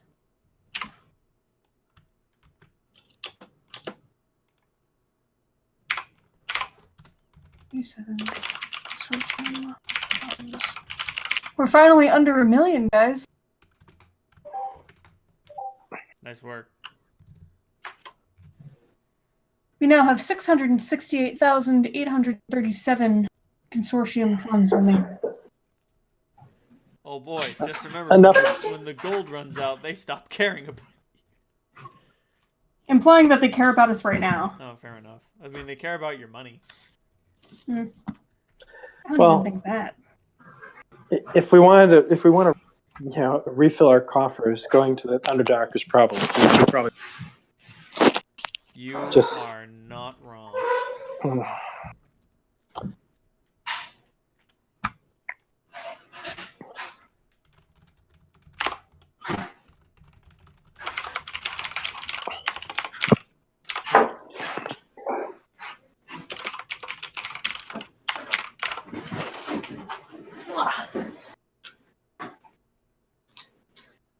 All right, I am back. Welcome back. Thank you. Alright, now that your shopping excursion has ended, where to? Back up through the tunnels? Yes. And I'm leaving my whisper behind. Oh, is McCavity going to come with us? I was going to ask, do you want to take him with you? I'd like to offer. Yeah, Where is he? I probably should. He makes himself apparent. All right, then. Yes, I probably should. I've done enough sulking down here. Best to go back upward and make a difference. Have you ever done any thieving in District 5? I have not.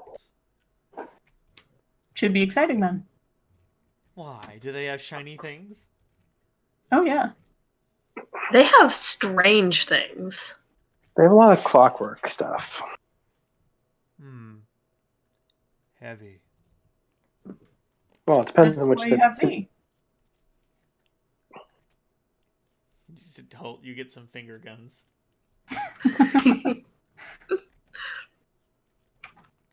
If you had forgotten McCavity, I'd just be like, alright, you didn't take him with you. Fucking whoops. There was one more thing I wanted to bring up. But I forgot what it was, so it must not have been important. Solandra just quirks her eyebrow at Cavity.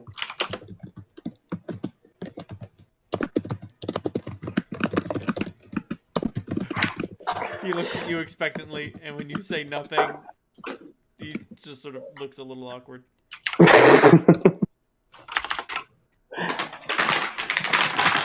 Oh, right, one time, make a will save. Okay. Just for that joke? No, for other things.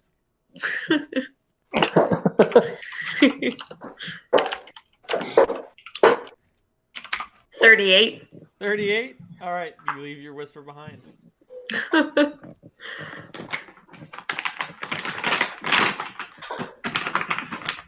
y'all go back up. With a roll that good, can I not look back? Yes. Yeah. Cool guys don't look at explosions. Oh, by the way, did you take that spell? That 8th level spell that makes the Fury realm like hang out? What? What? Remember we talked about the spell that you were looking at? It's sort of like Mordenkainen's mansion, but for druids. Mm-hmm. I was just curious if you took it. Mm-mm. It's a really fun. I did not. It's an 8th level spell? Because Reynolds Yeah. basically made it a huge pain in the ass. A word of recall. Oh, yep. Oh no, it's the 8th level druid. Yeah, let me see if I can find it. Oh, Faygate? Maybe. Oh, Jesus. Jeez. Yeah, if you want to go to the Feywild, go right the fuck ahead.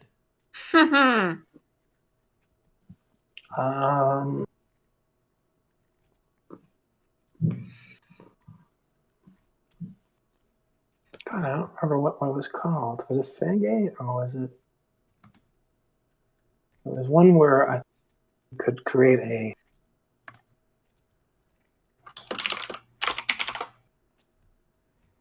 Oh boy. No, not Fagate. Fake just creates a hole between you and the Feywild, and if you want to do that, you go right the fuck ahead, kiddo.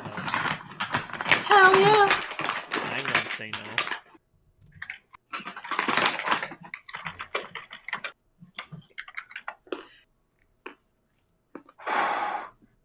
Yeah, Word of Recall is pretty cool, but it is tricky business.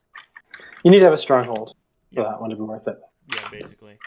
And having a naturey stronghold is tricky fucking business. Fucking wall of lava. That's cool. Some cool shit. Finger of Death, the old favorite. Yep. Euphoric Tranquility. Shit. Let's be tranquil.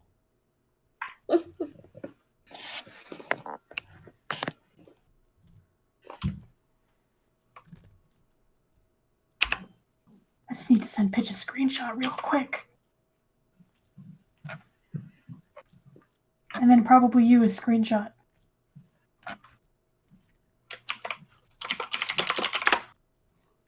Because this is disgusting. Oh, Jesus. Clashing Rocks. That's a hell of a 9th level spell.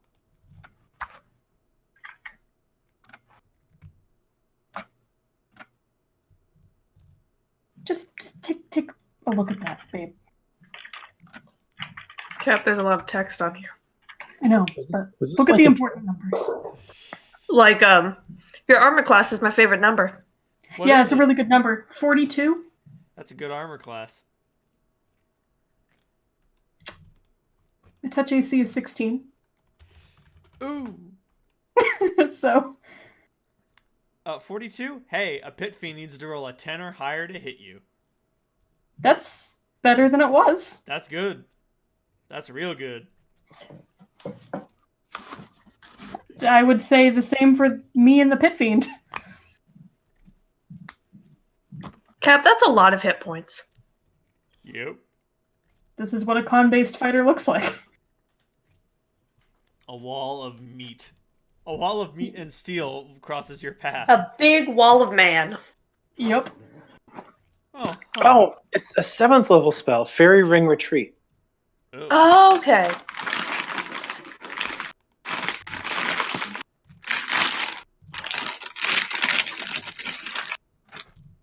A staff of near transparent animal or fey-like servants. Yep. The entrance looks like a circle of toadstools.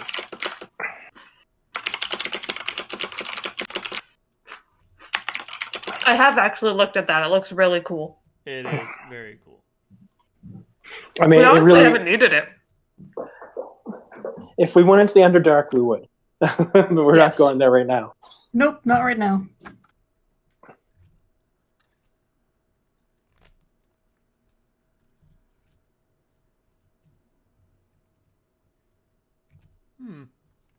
Anyway, you go back up through the tunnels.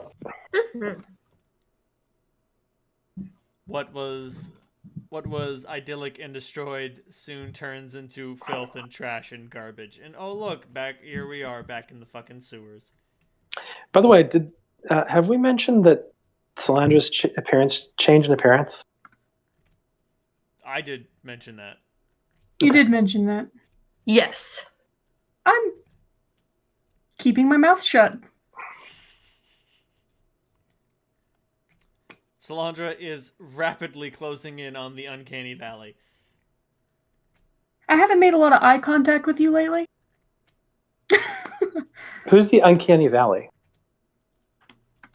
I mean, once your appearance gets above a certain level, It's hard to look at you. yes. Ah. Like, I think you're like at an 18 right now or something. I think we never statted it, but I always imagined her like a 15 or a 16 Okay. as and before. So that means it's gone up to around 19 or 20. Like, that's super attractive. That's only a wee bit beyond mortal attraction. More like mortal attractiveness limits, and obviously tastes do vary. But like once you get up around the 26th level, like okay, you're too pretty. And then like once you get higher than that, like we're dealing with nymph levels of fuck, it hurts my eyes. It's so beautiful, it literally hurts my eyes. Appearance.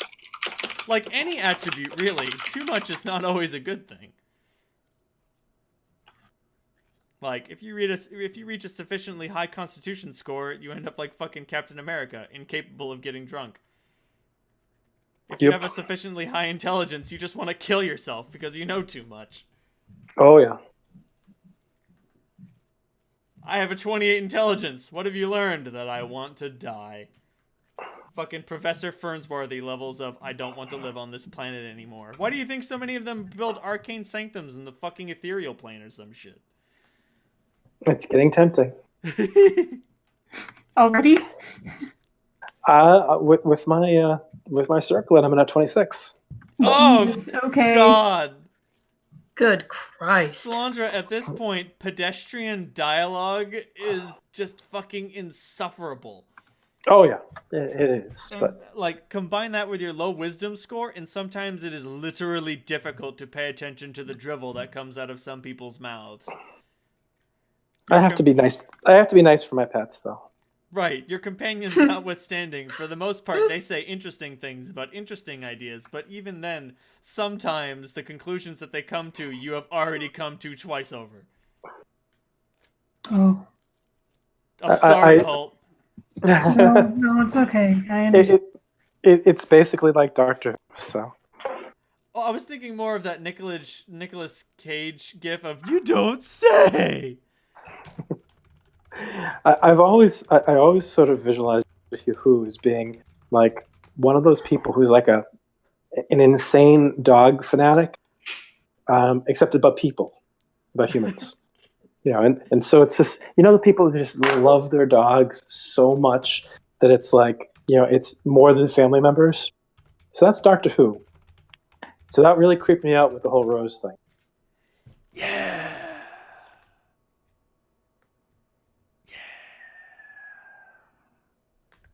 That's Guys, I've fallen down the hole of the uncanny valley. Close Get the me out of tab. here! Close the tab, or I'll go in and. Okay, I closed the tabs. And like, if you have a sufficiently high charisma, like every conversation just turns into people bending over backwards to do what you say. I mean, to be fair, like, you could really be helpful in the fight against Myrna. That's true. But like, imagine if you had a 38 charisma, like fucking just whatever you say, people are like, yeah, I guess that sounds reasonable. And like, you can say the dumbest, craziest bullshit, and they're like, oh, well, I guess. Trump doesn't have a 38 charisma, and he manages to get away with it. So. He has You can do a lot if you roll a natural 20. He has circumstance bonuses. He's really working the crowd. Now I'm trying to find like dragon stats, because just like, it's always good to just pit your attributes up against a ancient gold dragon, dragon. to be like, yeah, that's why they're like this. Like, for instance, ancient gold dragon, like an ancient gold dragon, for instance, has an intelligence of 26. Like, yeah, Salandra, you're more intelligent than an ancient gold dragon. Well, as intelligent as an ancient gold dragon. Right. With mechanical assistance, so I'm only at 20. That's true. That being said, an ancient gold dragon also has a 25 wisdom and a 24 charisma to back it up. Yeah. So, like, imagine, like, up in the 30s, and, like, a nymph has an appearance of 34. Like, that's a fact. That is a fact of the creature. And, like, holy shit. At that point, as I said, your eyes literally hurt beholding such a beautiful creature. If it should deign to look in your direction, avert your eyes. Not only because she will blind you. Anyway, back to District 4. Oh, man. Welcome back to the film. Home sweet sewer.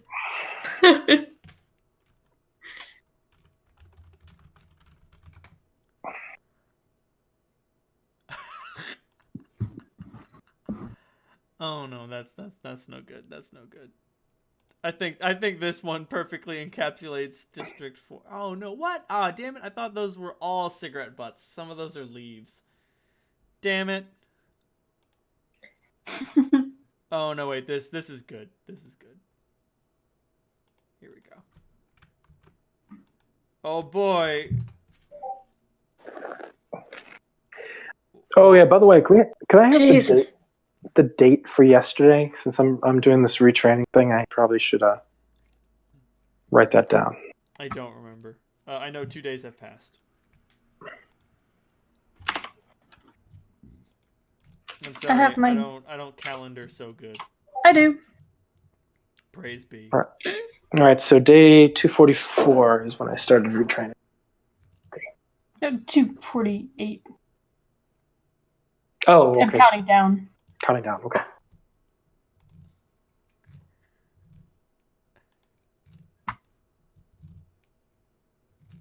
Oh, so you have 246 days remaining? Yep. Yep.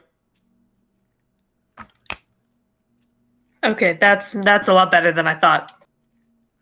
I was No, like, we've what do you been mean we've rolling already out. had 246 days? I've been meticulously keeping track of this.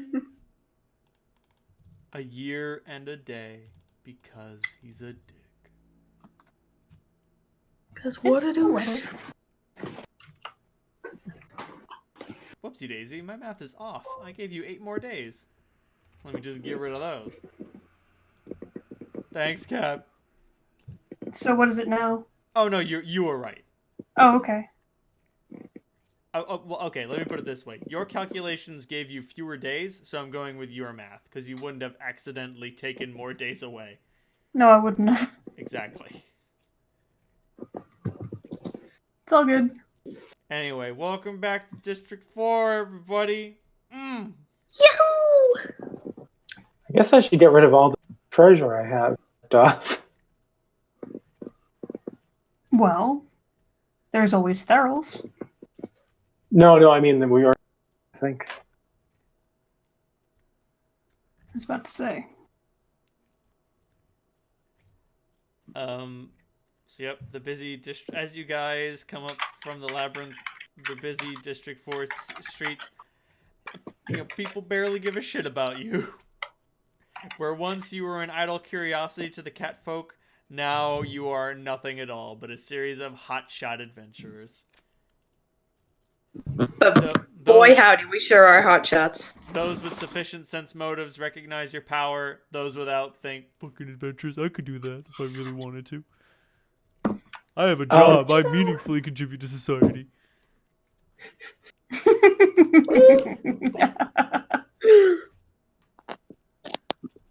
So we're back in District 4, as we were saying this? Yes.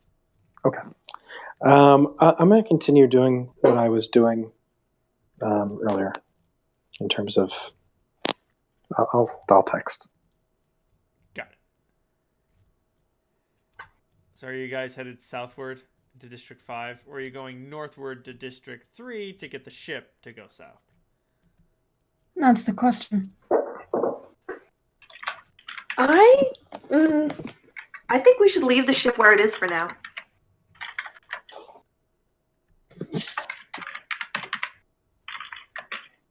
Should we send a message to our crew to let them know what we're doing? Yes. Alternatively, we could scry with Alexander and tell him. I think that that's a great idea because I would like to see Kali before we go. That's totally understandable, Holt. Just for a minute.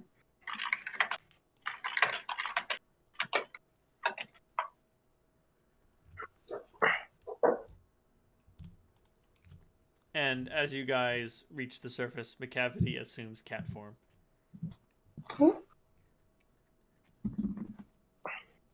He looks up at you three with his big, dumb, stupid face.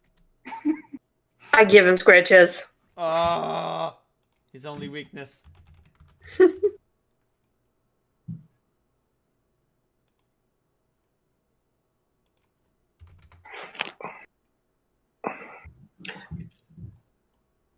So I'm going to the 9th and Hennepin.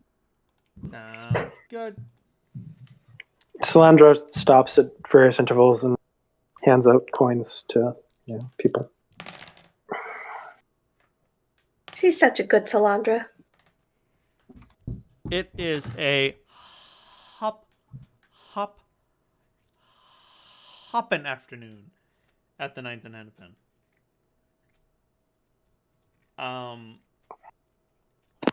Right, the Black Hand is out in force, obviously. Surreptitiously, of course. Of course. Nah, it's just hopping. Kali isn't womaning the desk. Charlie isn't either. It is one of the working girls.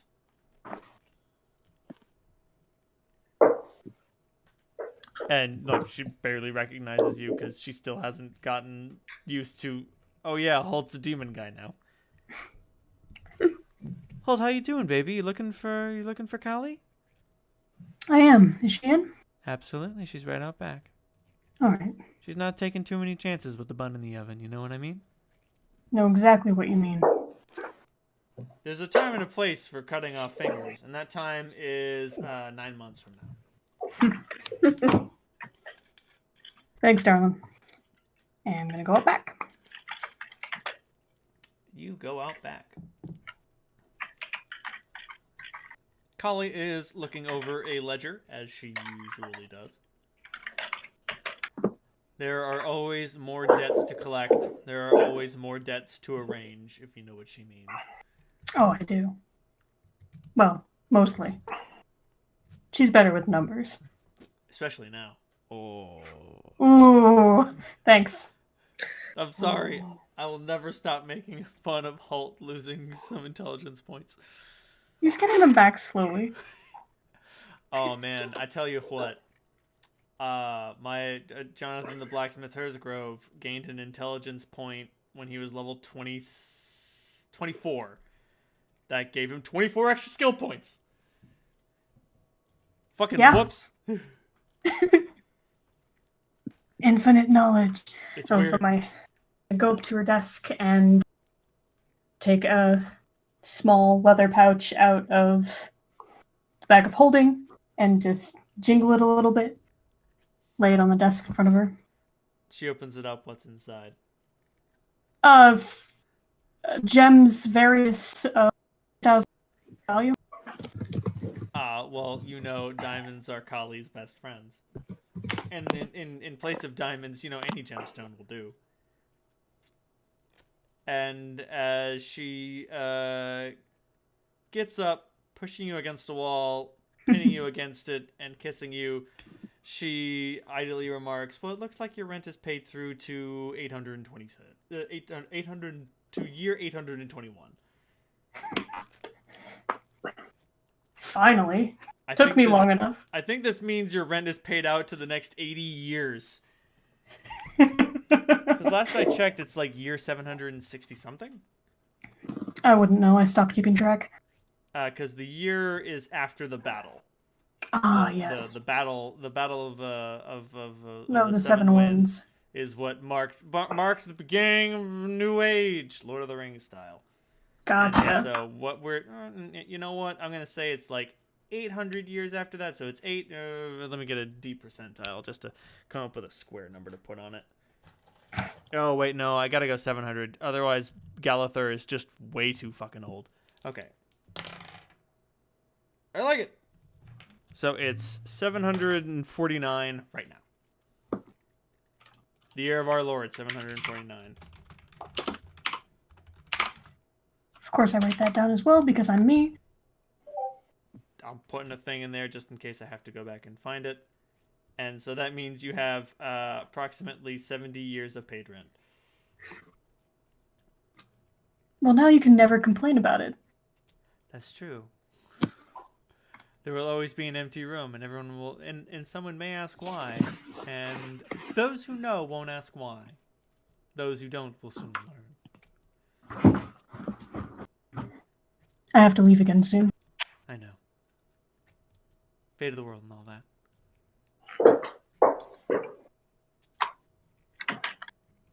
Of course, eventually it does end, right, Holt? Yes. It better. I've already gone gray. So.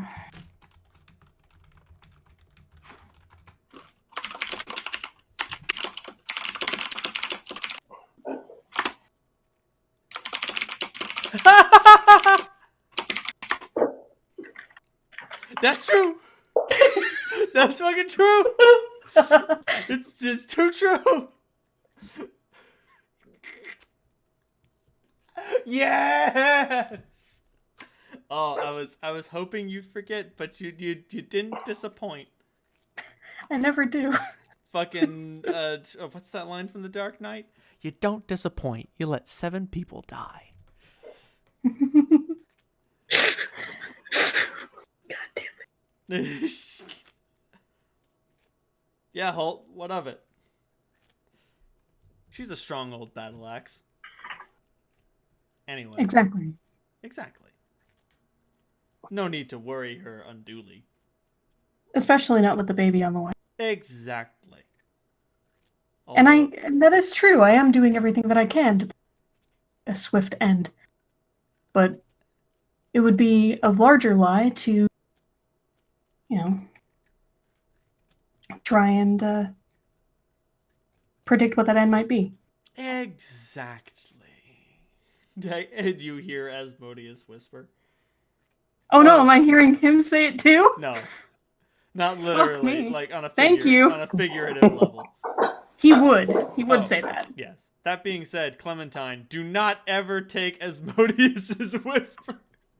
No, I will not. No, don't. You might as well just fucking shoot up with devil grass. Just fucking don't. Just fucking not even once. God. I'll give her one last long kiss and say, send word when I can. Of course. I love you. You beat me to the punch. I was gonna say exactly the same thing. And she says, "I love you too, Holt." And slaps the ass of your armor on the way out. Clang. Ow. Just the biggest large-toothed grin ever. Which, would probably be kind of scary if it was anyone else. That's true. Fucking, I'm sorry, Holt. You have Jodariel syndrome. You look at Kali and you ask, "Do I scare you?" And she says, "No." Oh man, the dialogue, if you get that question wrong, is fucking heartbreaking. I reloaded a save. I save scummed when I fucked up that dialogue. What game is this? So Pyre. in Pyre, there is a character you meet. She is Captain Jodariel. She's 14 feet tall. She's fucking huge, and she's got these giant horns and long, gangly, mighty limbs. And when you first meet her, after you go through a series of exchanges, you can catch her in the back of your wagon. And if you choose to, that's what she looks like. She's a huge bitch. And she will ask you, "Do I scare you? Are you afraid of me?" And you get 2 options. Yes, I have to admit that I am afraid of you, and no, strangely enough, you don't scare me at all. And choosing yes is the wrong fucking option. Because it's very clear from your interactions with her. I wouldn't say that she's harmless, but she's not dangerous, Not to you. Not. She takes care of everyone that she comes across. So to tell her that she frightens you, on one hand, it's disrespectful, and on the other, it's at the very least disheartening. Because she wasn't born that way. Her hopelessness caused the transformation. So to hear another human say, "Yes, because of the terrifying transformation you have undergone, I no longer trust you." That's no good. That hurt. And she might pretend that she has skin of stone, but she doesn't. But yeah, no, there are some questions in that game where there's no wrong answer. Should Rookie shave his mustache? Hell no, that thing looks awesome. Or yeah, it looks kind of creepy. No, it makes him look distinguished, you fucking monster. But telling Jodariel that you're afraid of her is just, number one, it's The clearly worst. the wrong choice, and number two, it's the wrong choice. Anyway. I'm gonna leave the 9th and Hennepin and try to find these guys. It's not tricky. You guys were headed south, and Holt, you know the way better than they do. Mm-hmm. At this point, Clementine and Solandra, you're basically following McCavity, and he knows how to get to the southern wall of the city, but he hasn't been that far out. As we pass the white hand, I do look wistfully at it.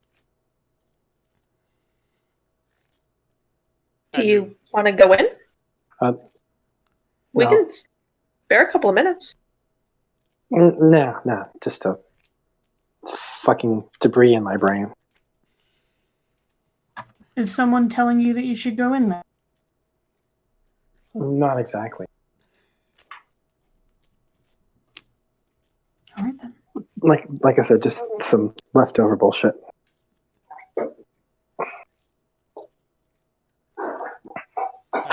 Alright. You're between the Black Hand and the Ivory Foot, and you know what that means. Something crazy needs to be going on. There's gonna be some shooting.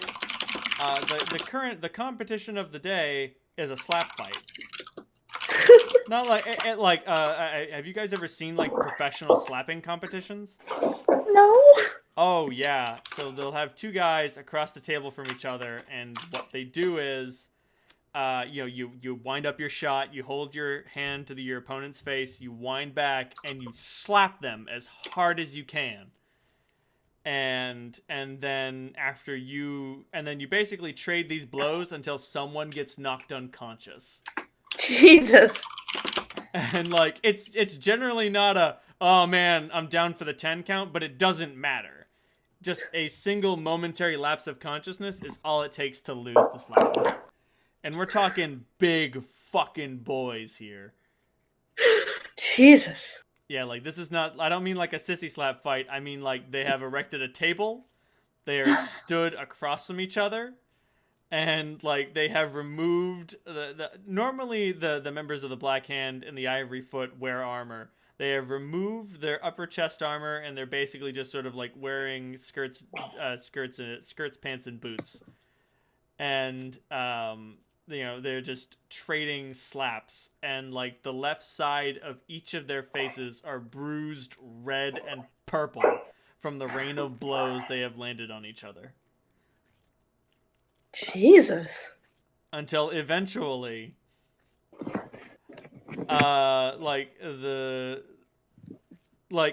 these guys look sort of like delirious. Like, you don't know how long they've been at this, and you can't get a concussion from this because you're not hitting the right part of the head. But, I mean, there are only so many blows to the face you can take. What the fuck? And the Black Hand member of this competition is looking at the Ivory Foot member of this competition and just says, "Huh, you don't understand. You're dealing with the Black Hand. I have an advantage." And he winds up and fucking smashes the Ivory Foot member with a powerful slap to the face. And the Ivory Foot member just smiles and says, "Your name does you no credit, only the strength of your arm."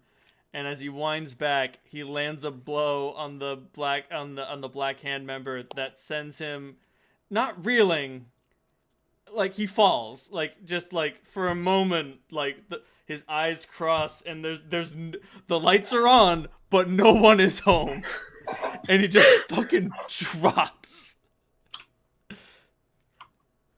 I clap. As he collapses into the mud and the filth of the road. And, like, as it smears into his face, he regains consciousness and takes a deep breath in. And just looks around like, what? What did I miss? Did I get him? Did I get him? And the Ivory Foot member raises his fists to the sky and says, "Come learn the honorable way of combat. So long as there is a rule in place, the Ivory Foot prevail!" Well done. Let me see if I can find a gif of this. Oh, here it is. Huge man gets completely knocked out during professional slap outing. And like it's a straight up real sauce competition. These are two gentlemen who have agreed to this. There is no grievance. This is just like, all right, this is what we do.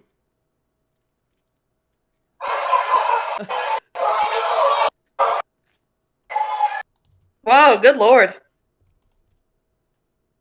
Wow. These men are so polite. Men are dumb.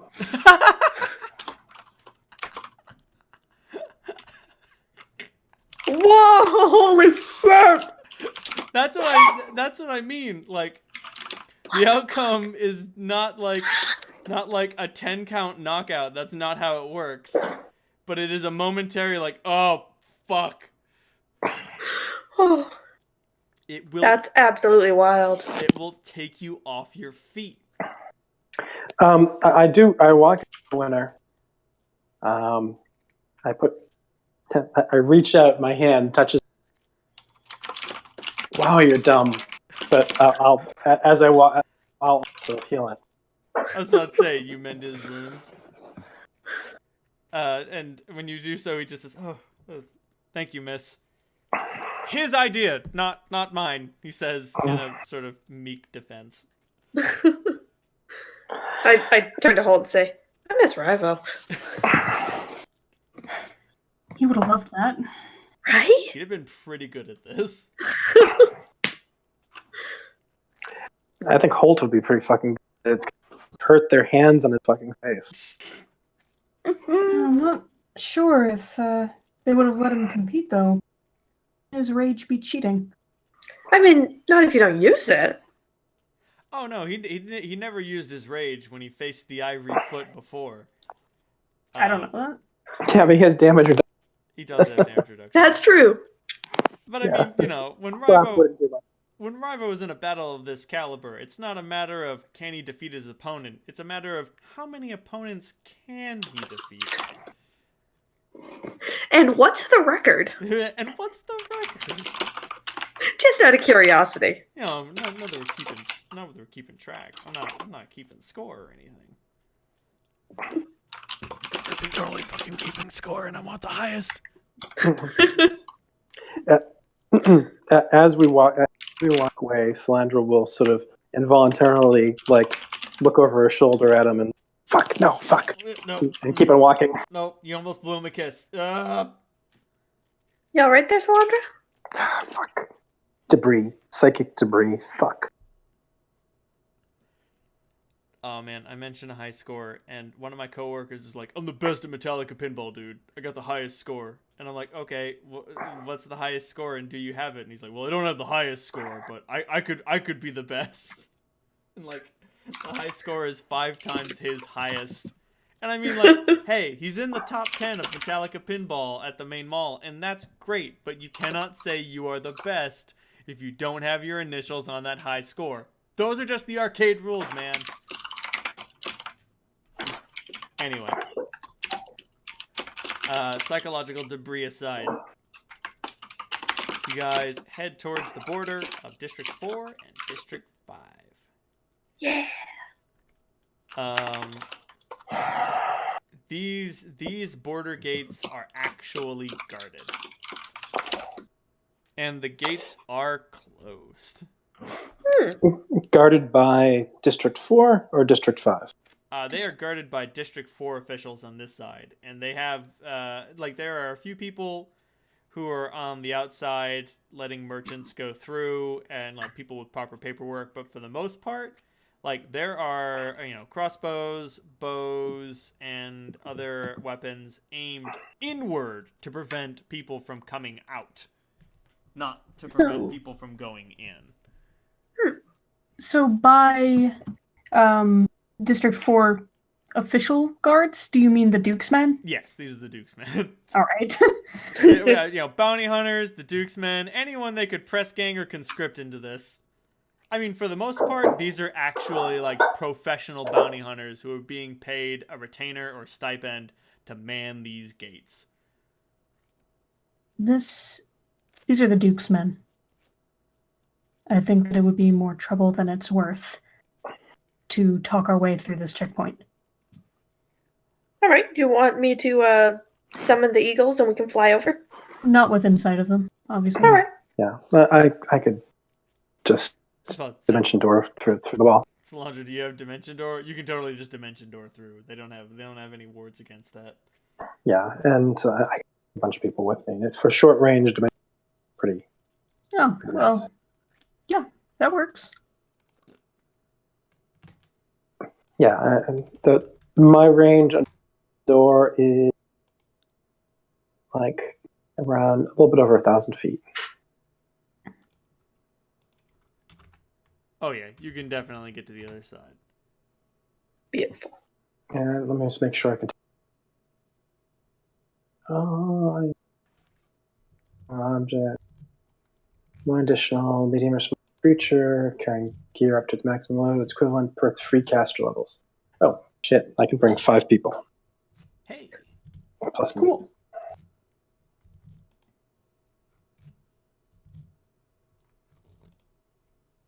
We have 1 full person, a halfling, and a goat. And a McCavity. Oh yeah, and McCavity. That's true. I'm not sure how that applies Affects to the them. math. Yeah. You have enough. Okay. And as you get to the other side, you witness that District 5 has seen better days. Oh. Dear. I mean, there are a few merchants who are making their way through, but they're clearly not, like, stopping to sell anything. They seem to be District 6 agents who are going to District 4 to do their trading. Especially considering Connor has got a sudden robotic hard-on for trading.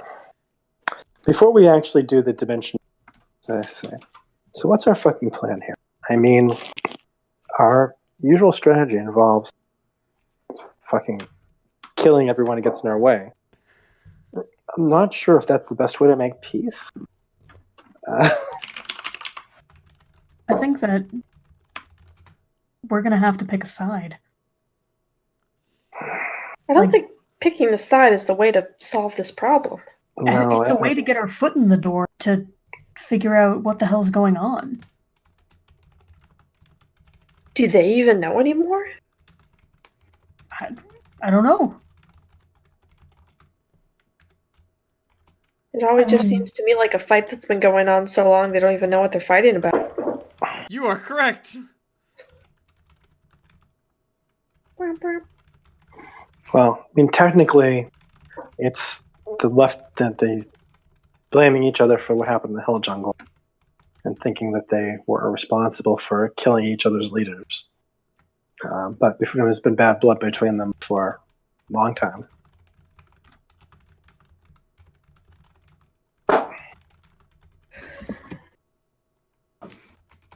Well, the way it used to be, there weren't, like, not everyone was in cities. A lot of them traveled around between Ankara and Janam. Big caravans and tent cities. If we could find one of those, probably be reasonable people. All right. But we don't know how many of them have been, conscripted. Yeah. And I assume the they don't throw geezers around.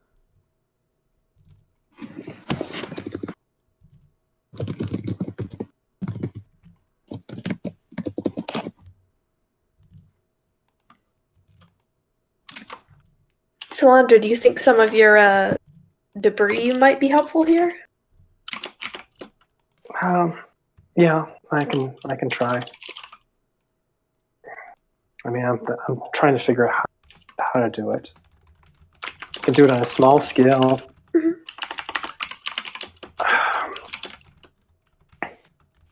But I'm also wondering if I'm really fucking channeling this shit and know even what we learned from Marduk, but her voice, I'm not sure, maybe it can reach people. That's a good idea.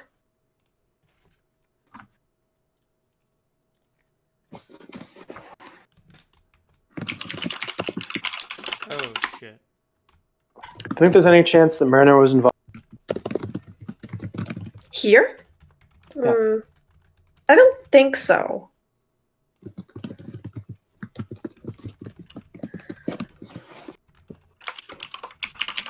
She could be, but I think she's had her time occupied in Wind City and District 2, if anything.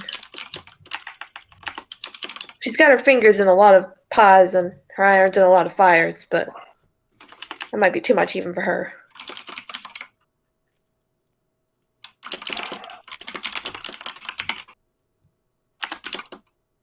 I'll do my best. This is not my fucking comfort zone, I'll tell you that much.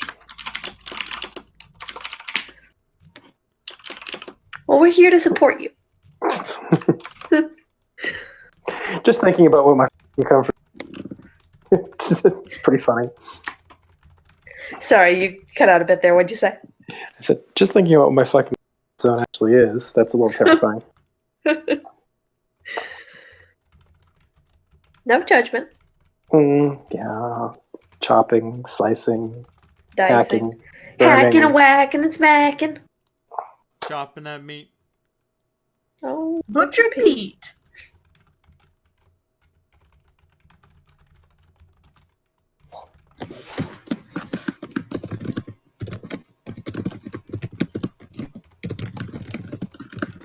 Alright, I'm writing that down. It's going in Good. Annals of History. Because I want Ankara to be wizards and Janam to be tech. Because Ankara sounds more generically magical, and Janam does not. Did you forget which one was which? Yes. I did, yeah. Which, in character and out.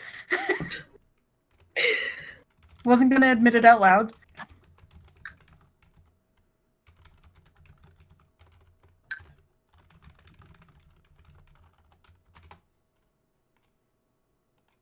that's okay. Clementine also absolutely does not know.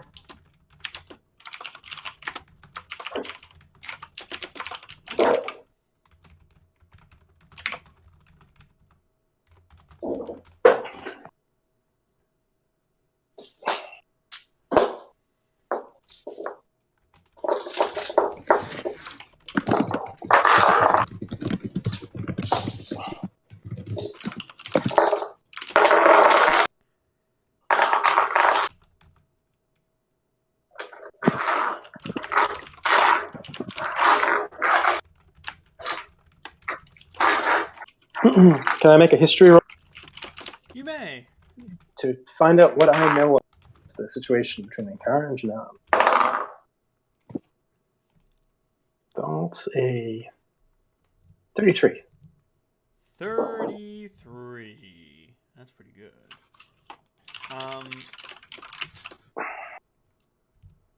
So, strangely enough, the history between Ankara and Janam is kind of like a sort of strangely tragic one, because like they started off as great friends. They were a group of wizards and other spellcasters who were working together in harmony at the center of the district in order to, work together, collaborate on new projects, make sure that something like the Return of the Demon King was never possible, all that good shit. And of That course, Demon King. I said that Demon King. That Demon King. Nothing unites the people like the threat of the Demon King. And so one group started working on more and more sort of bizarre esoteric magics in order to properly bind demons, devils, and other extraplanar creatures, and, started working on more powerful, more interesting spells. Things that you're now familiar with, but 700 years ago had been lost to time. Like, man, do you remember when we couldn't throw lightning bolts at will? Oh, man. How stupid were we? Meanwhile, another school realized that it was very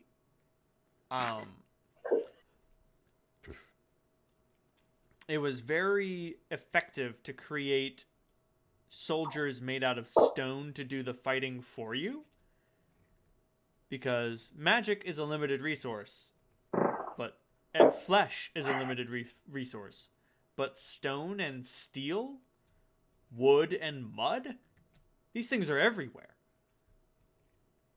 And so they worked on making constructs.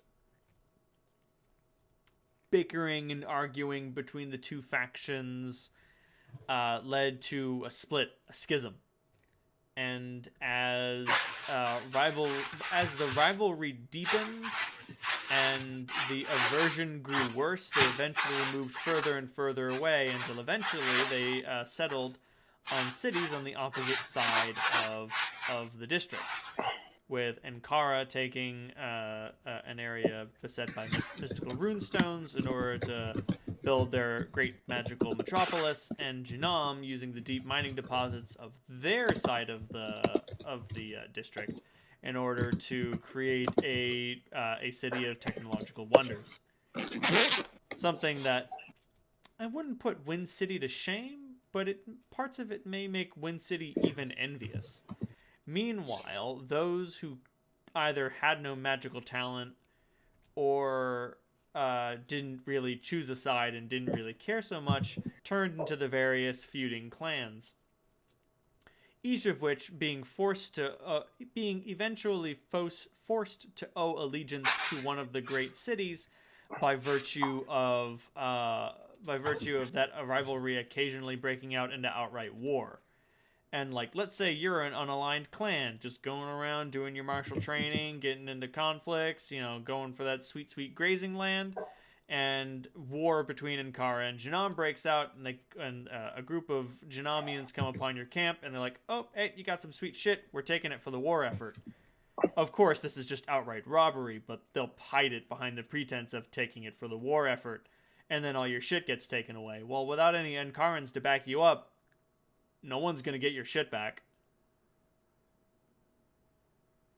So you have to choose a side. And then eventually, over the past several decades or so, the political landscape has become so incredibly complex, and the military tactical landscape has become so incredibly complex that the balance of power reached parity. We haven't reached, like, mutually assured destruction levels of, like, if we go to war, this shit will get fucked up. But no one will win. So what's the point? But then, in the wake of the outrage concerning the myriad deaths at the Battle of the Hell Jungle, not to mention the shift in the balance of power, war broke out once more. And that is what you know of history. All right, I'll continue the others. Mhm. Well, certainly there are going to be people in the tribes that are going to want to not be out from under the thumbs of the cities. But unfortunately, that might just raise a third faction if we bolster them. I mean, they'd certainly our help, but I'm not sure if that will get us supporters in the cities. And there's the strange earth readings that Grub was picking up on of the land trying to split itself apart. Oh yeah, I almost forgot about that. I didn't. I think it might be a good idea to investigate that first. Look at the ship. Yeah, the only thing might be something where we have to go back to District 4 and enter in through the bottom.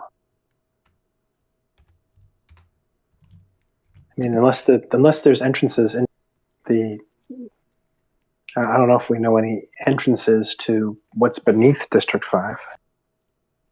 It wouldn't make sense if the only way you could get into the Underdark was through one district. Yeah.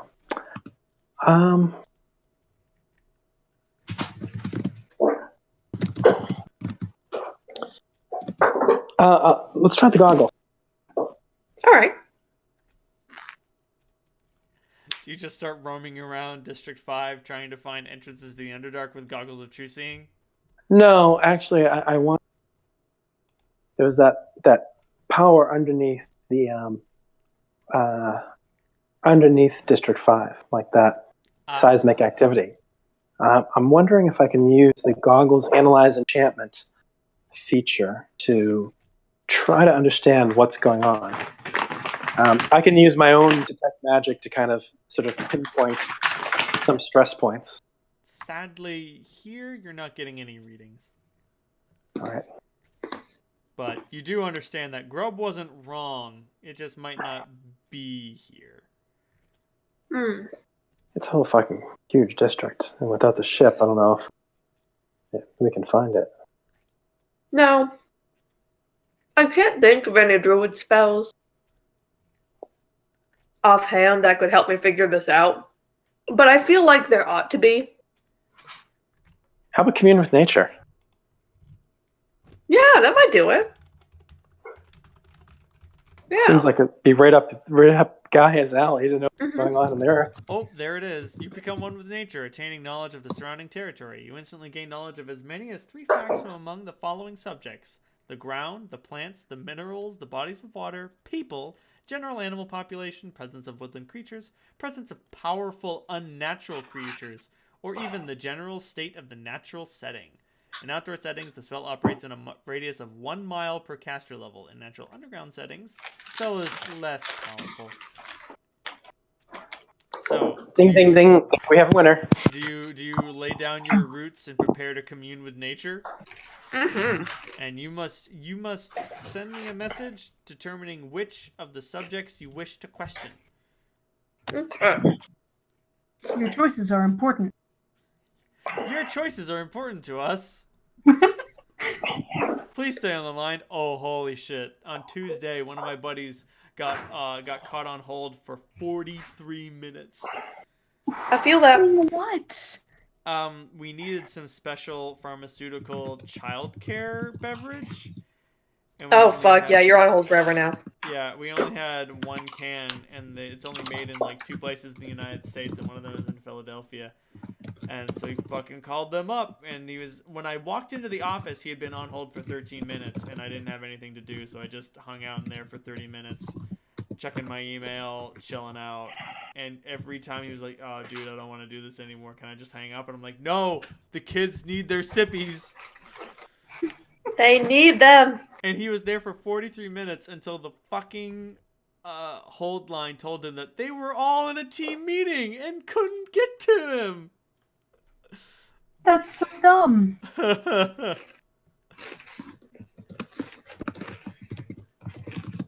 Oh, it was beautiful. I'm pretty sure that's just an automated message that tells you that's just there for like, holy shit, you've been on hold for too long and no one is clearly going to answer.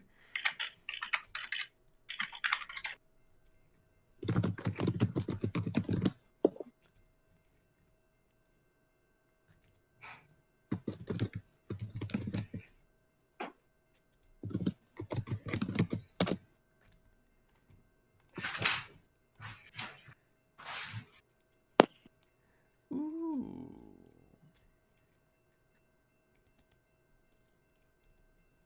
So the three of you chill out, keeping an eye on Clementine. Clem, you literally lay roots.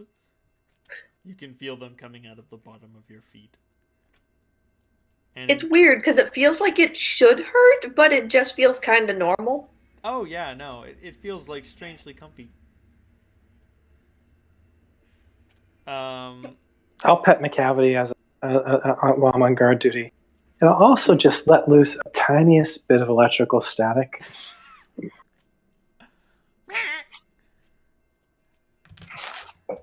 Oh, they're so neat. I just want McCavity's fur to stand up like.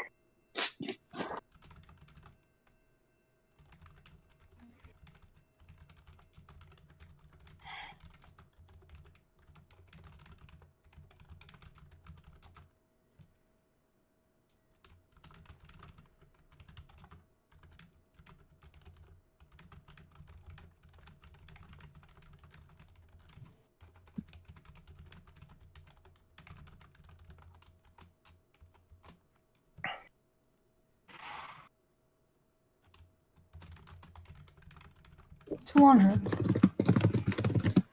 Yeah. what did you mean by psychic static?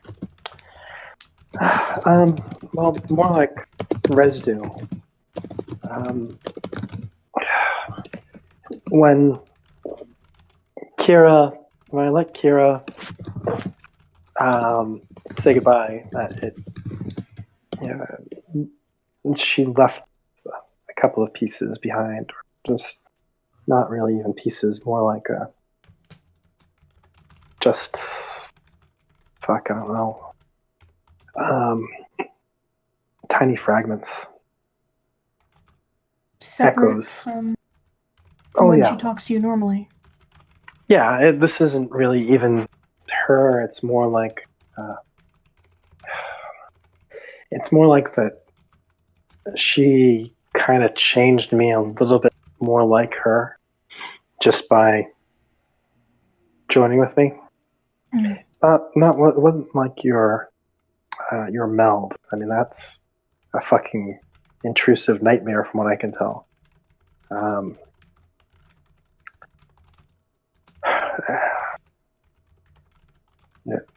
Just I just let her take the driver's seat for a moment. but it was also a fucking powerful moment. So they're gonna be echoes from something like that. There's no way to avoid it. Not even I'm not even gonna be enough of a bitch to say it's her fucking fault. It's just that's what you'd expect.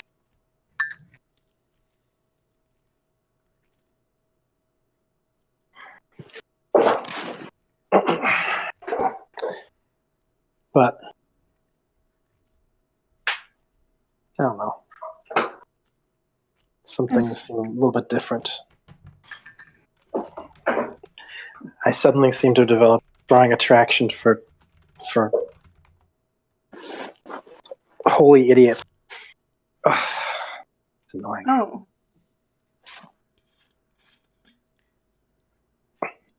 Is that why you wanted to go in Ivory Foot?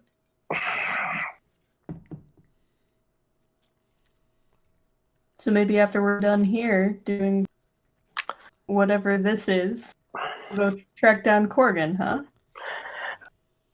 Fuck you.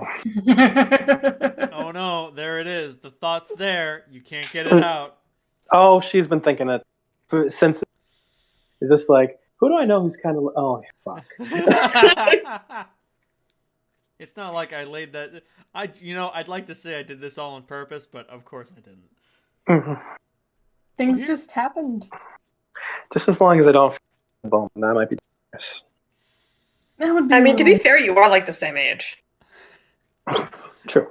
Yeah, but Yeah. like on an emotional maturity level, no. I don't think that you'd have any fun. I don't know. Bowman doesn't seem like he's that much of a. He seems kind of to have a little bit of flexibility. I mean, certainly the stick isn't quite as firmly planted up his ass as most of you guys. Yeah, but Bowman is kind of like a doing it missionary style to procreate sort of guy. Yeah. And like Holt, you're pretty certain his daughter is adopted. Yeah, the two look nothing alike. They really don't. And I mean, you don't really know. It's not your place to ask. It might be the elven heritage coming into play. It might be the fact that she's literally not his Oh, friend. oh fuck. Now that you mention her. Oh, never mind. Oh, She's oh, pretty fucking Solandra, hot. you. Yes, I didn't make she a very is. good. I didn't make a very good first impression. You really didn't. She But really you know- doesn't like you. Maybe if we rescue her and I put in a very.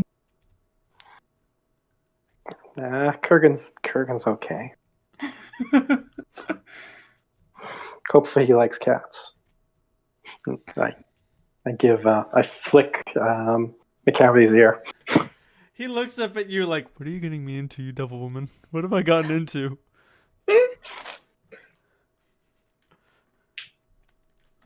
So- I'm going back underground, man. I'm done with this shit. Clementine yanks herself out of the ground. Just Oh. kind of You're still trailing a root. walks in a straight line, super out of it. Clem? Oh, I just need you to just shake it off real quick. Just walk it off. Oh, okay. Like, you immediately recognize Clementine's behavior as someone who has woken up too quickly from a dream that was too deep. Nothing to worry about, but like, oh fuck, don't let them go too far. Yeah, definitely stepping up to keep up with her. Maybe put a hand on her shoulder, try to just take it easy. Everything is leaving here. It's all getting pulled apart and leaving and getting weaker and dying.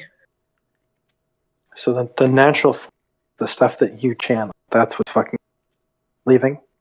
Yeah, the earth, the fae, the elementals, the undead are the only things that are here just waiting. Even the planes are all pulling at each other and trying to. There's undead here? Thunder. There will be. Are they coming from the graveyard through the Thunderdark? Could I tell that? You can't tell that much, but like, when you say there will be, the weight of those words, fucking, when they come out of your mouth, they sink to the earth. Yeah. Were you able to find a focal point? Someplace where you can fucking go and look and see what's happening? Did I? Let me look at who you beseeched again. Okay. If nothing else, if you can tell the things are leaving, they're being pushed away, maybe we can triangulate that sensation. Find the arcs, if things are moving away in a radius, maybe we can find the focal point. If the two screaming creatures had a name, one of them would be named East, and the other would be named West. Oh. All right, so right in the middle.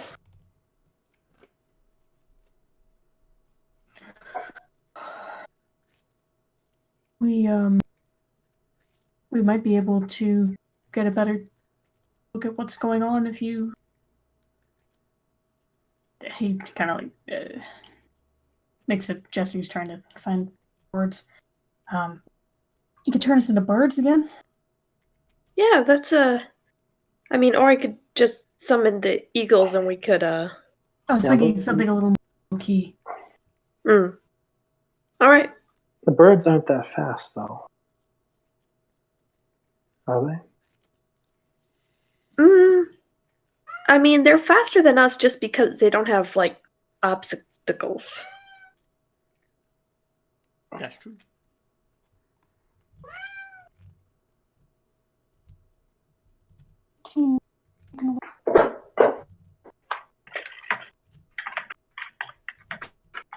Hush. I believe I do.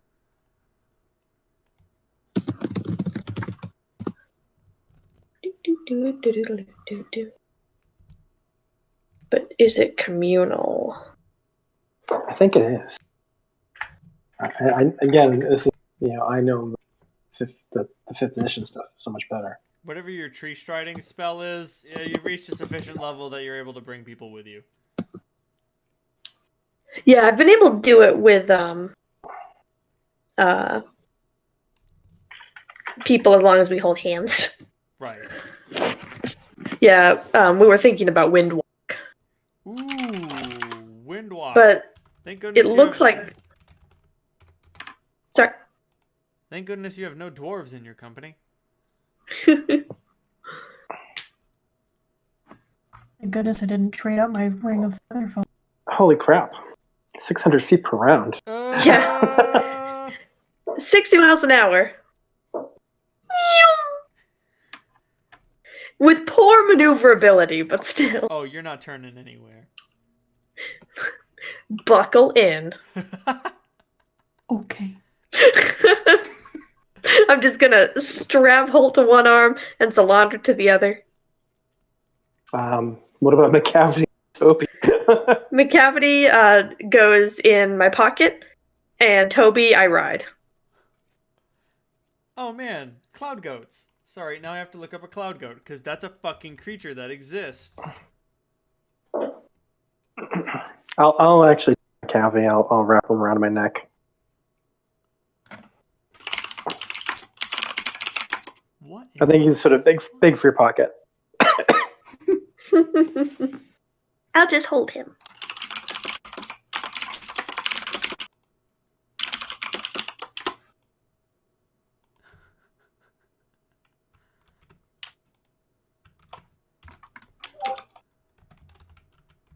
Oh, nice. That's a really big goat. That's a big goat for a big giant. Giants He's ride such a cloud big goats. friend. What's the name of the magic card it's based on? Whoa. It's a big goat, am I right? That's a pretty fucking gruff goat. Cloud Goat Ranger. Cloud Goat Ranger is a 3/3 for 3 and 2 white. When he comes into play, you get 3 1/1 white Kithkin soldiers. You can tap 3 untapped Kithkin you control to give the Cloud Goat Ranger +2/+0 and flying until end of turn. Because they take care of his goat. I just remembered an item that Clementine should have. Maybe not, but it's. Let me show you. Oh man, I could have sworn Cloud Goat Ranger has flavor text like about how it takes a giant to teach a Kithkin humility. Oh. Anyway, which way do you fly, east or west? Can we go? I mean, can we determine which side of the district we're closer to? Yes, you are closer to Janam, so you are closer to the eastern side. Okay, then we'll want to go to like the west Okay. because we're trying to get towards the middle. Okay, so you head southwest. Yeah. Yeah. Yeah.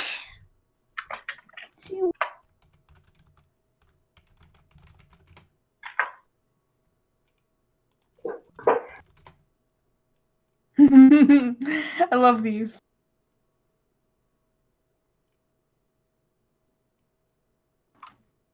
Oh my god. That's so fucking cute. Do any of you have knowledge geography? Yes. No. Let's see, sure I- do. Go through all of my knowledge. I think that's one I don't have. I have Arcana, Dungeon Area, History, Local, Nature, Planes, Religion. I got a 22 for knowledge geography. It's not too difficult to find the center of a plane of the area, and I think you guys have a map of the city at this point. I hope to fuck that we do. Yes, the answer to that is yes. Thanks, Paul. You're welcome. So you come to the center of District 5, and oh, Solandra, you can feel it in your bones.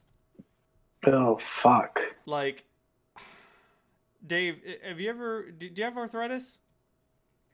I felt a couple of twinges now and then. Like, Solandra feels something like arthritis or rheumatism or some sort of like visceral pain in her bones. That even Brother pipes up to mention that he feels uncomfortable by something in the air. Fuck. This is a open wound, I think. Like, Clementine, you know how it feels before a thunderstorm?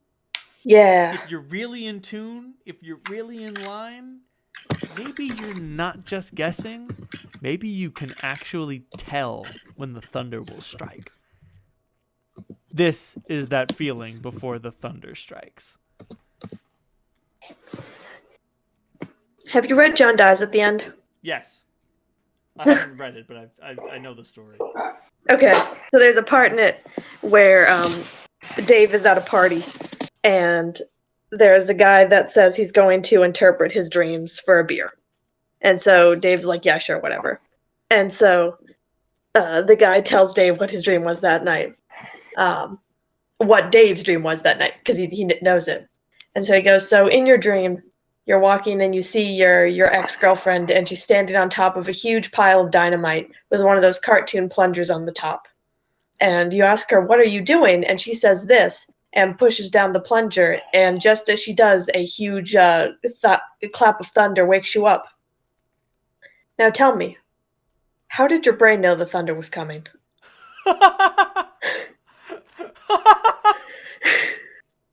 Holy fucking yes! And that is the correct question to ask in this scenario. How do you know the thunder is coming? Sometimes, if you're good, if you can listen to the rhythm of the night, you know.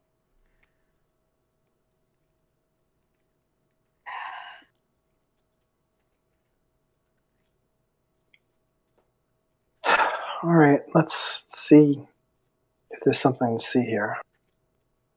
Do you want to do the honors or shall I? I'll do it. Hold out my hands for the goggles. Careful.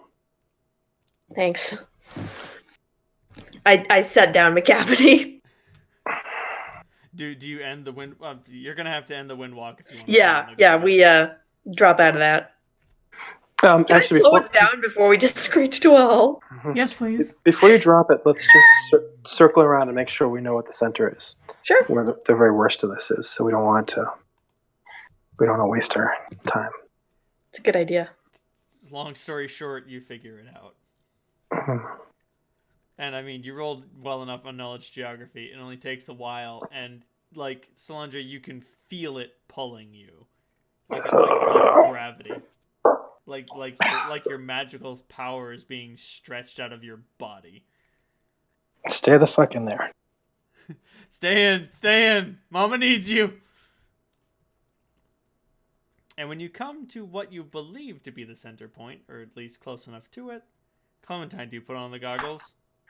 Yep. You see that. Oh, fuck. Okay. And the points stretch off east and west. You are reasonably certain that the energy exchange between these two forces was not as big as it is now. Call it Okay. savvy intuition. Okay. Or maybe a wild fucking guess. What are you saying? I can't really describe it. I'll take a look. Not bad. How close are we Yeah. to it? Whatever this is?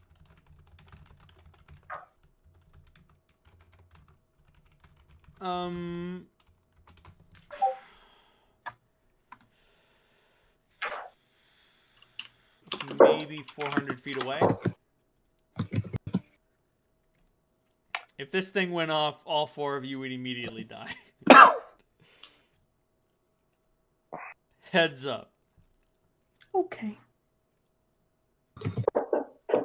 Okay. Okay. Like, are you guys familiar with the chunky salsa technique? No. So it's an old school Shadowrun trick. Here's what you do. You throw a grenade. Either you throw it at someone or you just shove it in their mouth. And then you have your friendly handy dandy mage make a force wall around their head. And then that motherfucker dies. Jesus. You will be caught in the chunky salsa zone if this baby goes off. I need to get closer. Can I spellcraft before I do knowledge arcana, whichever appropriate? Or is this knowledge planes?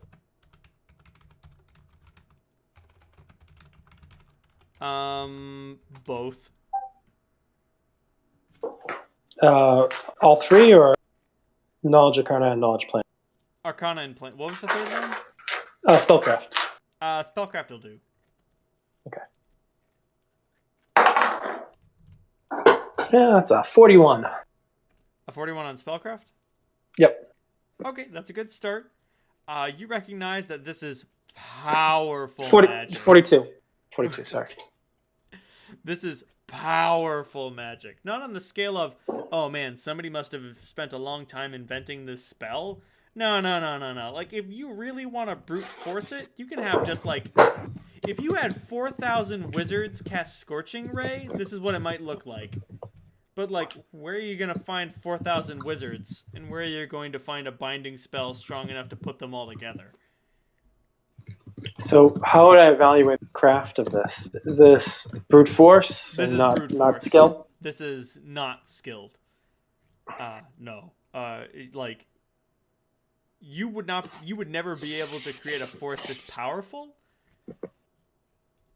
But, like, this is...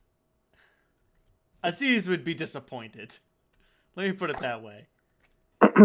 Right, so I have an effect on the goggles called Analyze Dwarf.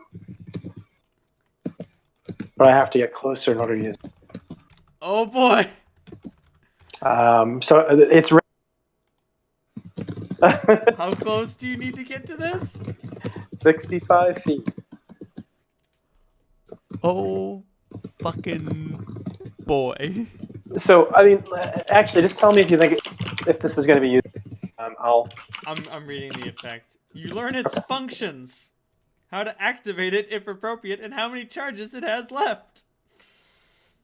I mean, But it also it tells you what active spells are cast upon it. You learn each spell, its effect, its caster level. that's fair. Perhaps it'd be best to continue with planes and Arcana before resorting to such dangerous methods of observation. Well, I do have wall of force. Oh. I'll help with the planes. No, I won't. Every little bit helps until it doesn't. 37 on plane. Clem, did you get higher than a 10? No, I got Okay. a 6. Hey, bad rolls happen to us all. It's true. Planes. the force of this collision is ripping tears in the planar cosmology. If this thing goes supernova, we're talking about a full-fledged planar overlay. Could this be something that the Dragon Emperor has set up for his when he's going to open the gates, or is unnecessary? It probably wouldn't be. This isn't skilled enough for him. Yeah, exactly. This would be unnecessary. If you're a really powerful sorcerer, you snap your fingers, make a time stop, and open up 4 gates, and you're like, "What's up, motherfuckers? It's time for a party!" And you open up, a hole to pandemonium, the abyss, hell, and fucking, I don't know, the elemental plane of fire, and then you fucking sit on your giant golden throne and laugh as the forces of darkness kill each other and everyone else that gets in their way. Do I have any sense of how long before this thing reaches critical? That's where your knowledge arcana comes in. Okay.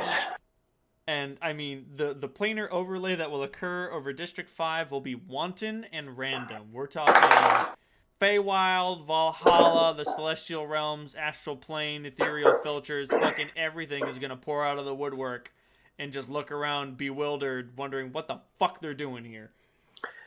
So it's funny. I 16, a 15, and a 16 on these 3 rolls. So that's a 41 on Knowledge Arcana. It's hard to tell, obviously. But if you had to hazard a guess, you would give it maybe 9 days. And that's when things go supernova. If something goes wrong before then, it also goes off. Salandra starts taking out a notebook out of her bag, and she starts scribbling drawings. She starts saying, just under her breath, fuck. Fuck. Oh, fuck. Look at this. Fuck. She looks around at the 2 of you. Oh, shows it to McCavity. He looks at it and, cocks his head a little bit, and then his eyes grow wide and his pupils get super dilated as he just stares at it like, no! Okay, have you ever been fucking super poor and you're, trying to figure out if you have enough money to make rent? Yeah. And you keep going over the math. Yeah. And you're like, okay, maybe if I just cut off $30 for the month for my food budget and no ramen, no pasta. Okay, yeah, I got it. If I just bum some food from a friend, and if I just don't turn on the electricity for a week, and if I just, oh fuck, this isn't gonna work. And then you resolve to call your parents or something and ask for a small amount of money. Just $50, just to get me through the month, Except you can't borrow more magic energy to fix this. But, yeah. As far as I can tell, this looks like it was with a lot of fucking power. Even a huge coven of lower level people, but they poured a fucking insane amount of power into it. This thing, when it goes off, is rip a hole through the planes, not just to one plane, but to I don't know how many. This is a hotspot. This is a place where the fabric of this fucking reality is to be torn apart. And what I was sharing with McCavity is, you know how we have that fucking deadline before the Dragon Emperor is going to come here and kick all our asses? Yeah. 9 days. Oh. 9 days. 9 days before this fucking explodes. Okay. And when this explodes, this whole district will literally go to hell. The elemental plane of fire, negative material, every fucking place in existence. Your worst nightmares, brightest dreams, we start fucking wandering through here.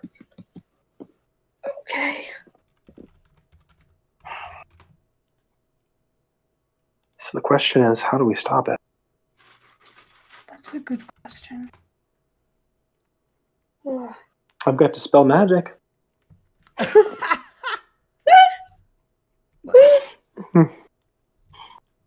Yes, I see this very incredibly unstable atom, and I'm going to remove some electrons from it. What could Yep. possibly go wrong? She did say it like with a wry smile and a finger wave.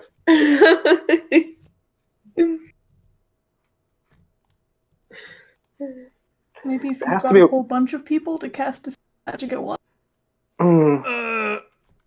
See, I think the problem is if we release the forces here, it won't be as bad as if it goes off in 9 days. But it will be bad because it will be essentially releasing all the fucking forces. I mean, we wouldn't be just spelling the magic, we'd be releasing it. So, boom. Does the consortium do consultations for magical advice? They do! Yeah.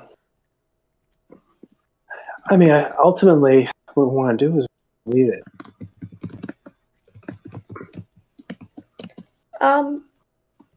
Dogo had an idea, or more of a caution. Please share. Dogo has a caution. Oh, fuck me. Yeah. Has that ever happened before? I don't think so. Only privately. Oh, great. So he thinks this is connected to the graveyard.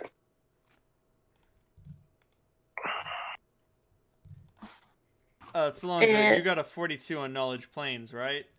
Yep. At this point, the largest hole...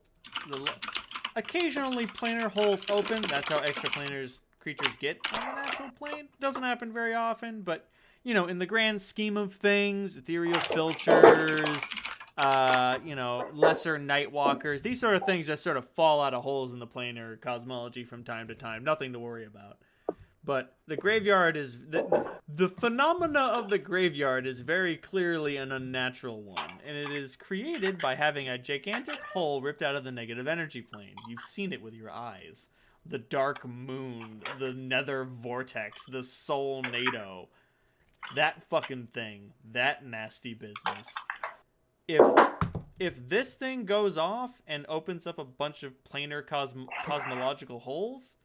The negative energy plane is where the holes between the material plane and the greater cosmological wheel are weakest, so that hole will get bigger. Or more bigger than all the other holes that are going to get punched. So the undead that Clementine sensed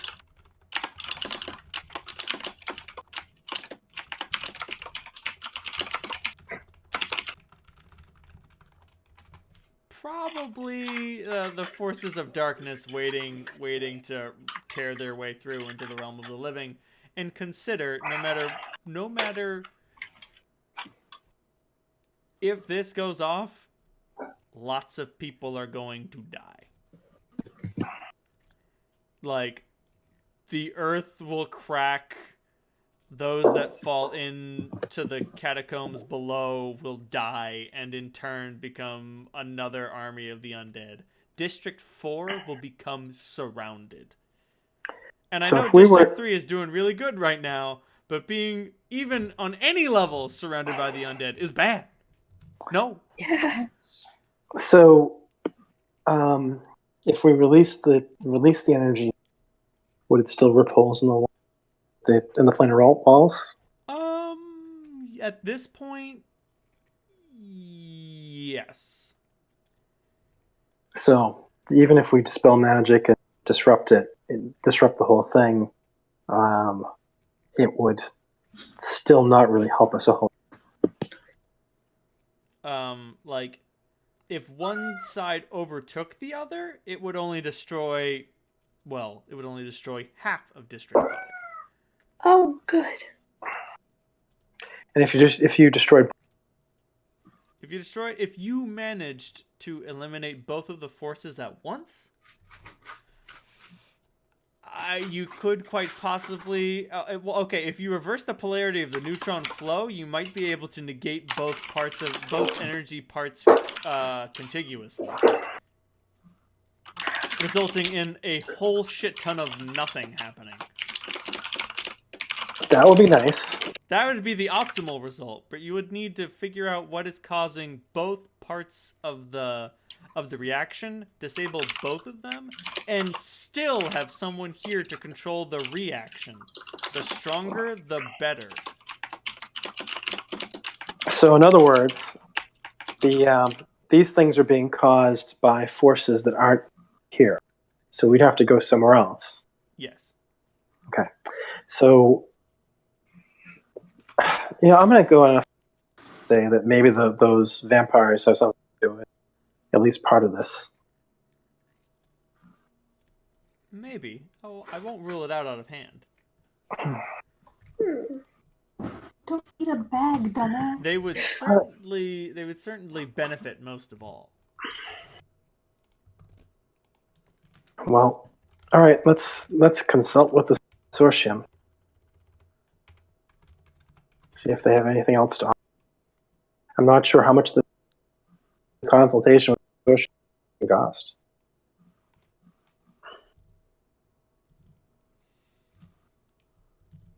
Depends on who we get, I think.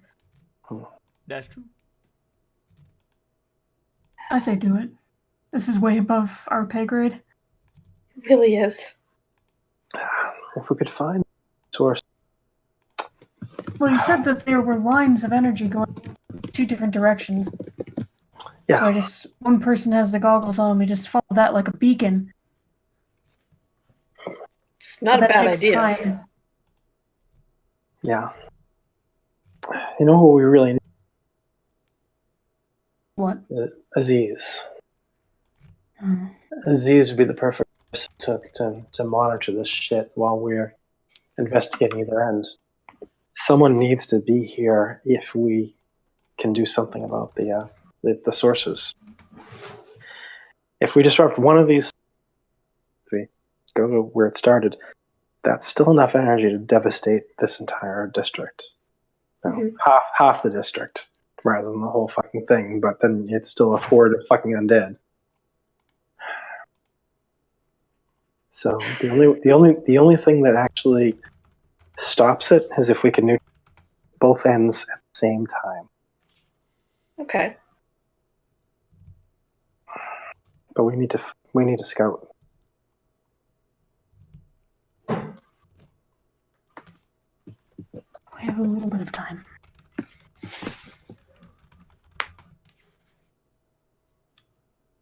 So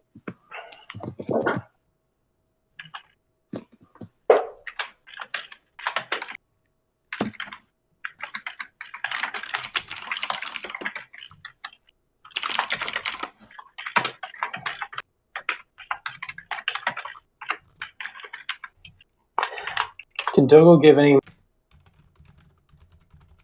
thinks it's coming from the graveyard? Sorry. Can Dogo tell us it's coming from the graveyard?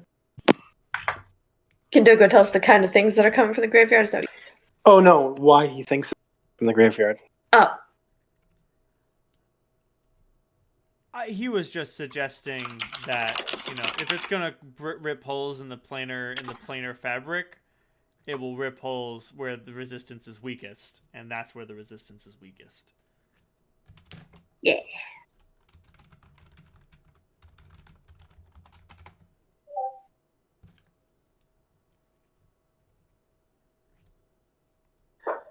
All right, well, I guess we should the consortium. Who has the box? It's in the bag of holding. Give me a second to get it out. I scan around the area. Visitors.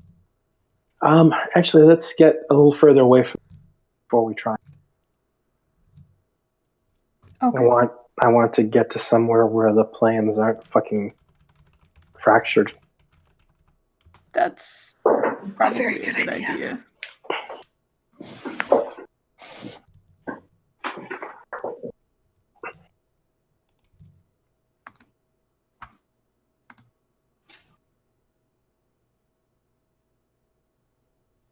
Yeah, and it'll cost you 800,000. No! Oh.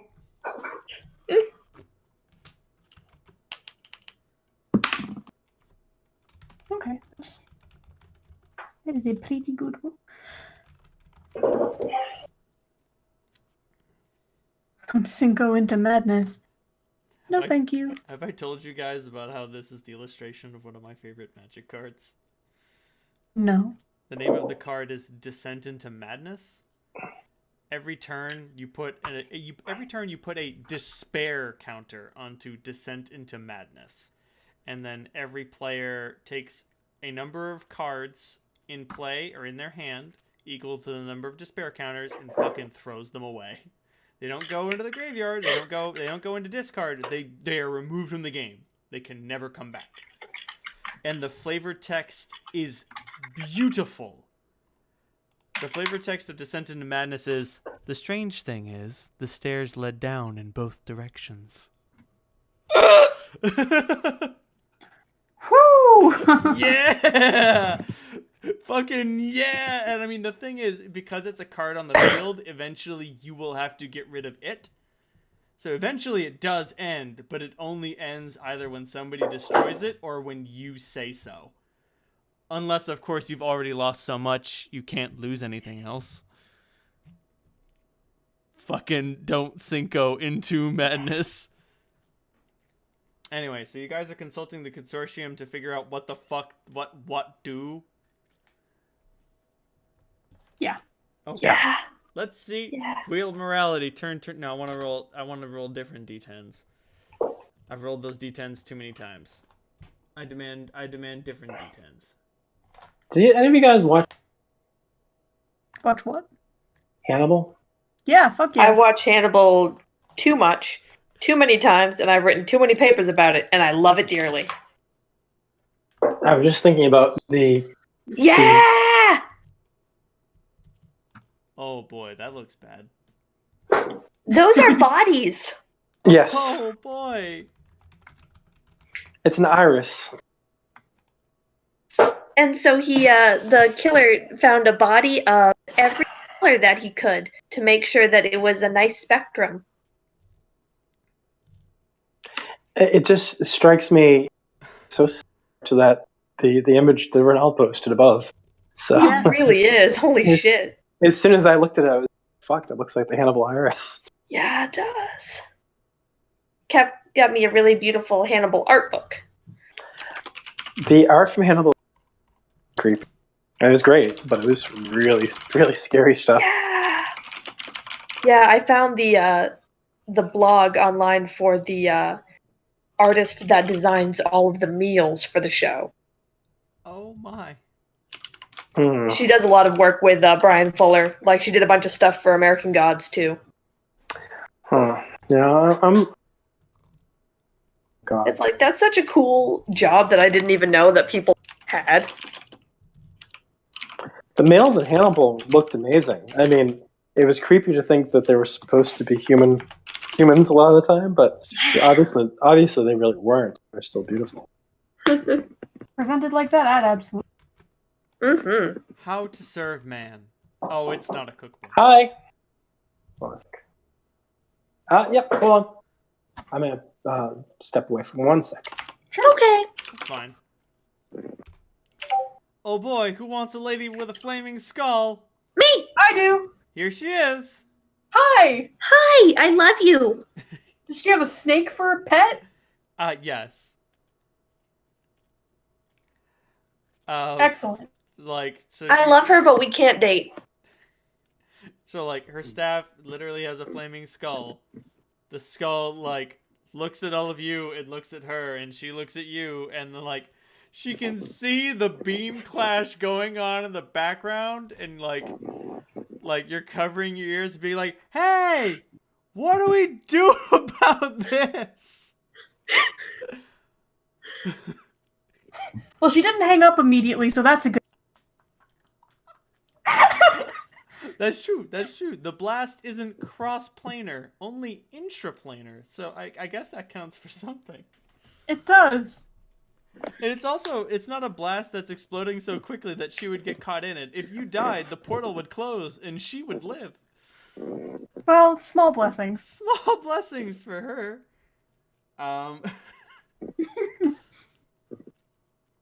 So she just looks at you and just says, "Give me a second," and sort of reorients her holding crystal so she's like looking at a down angle up at the fucked upness.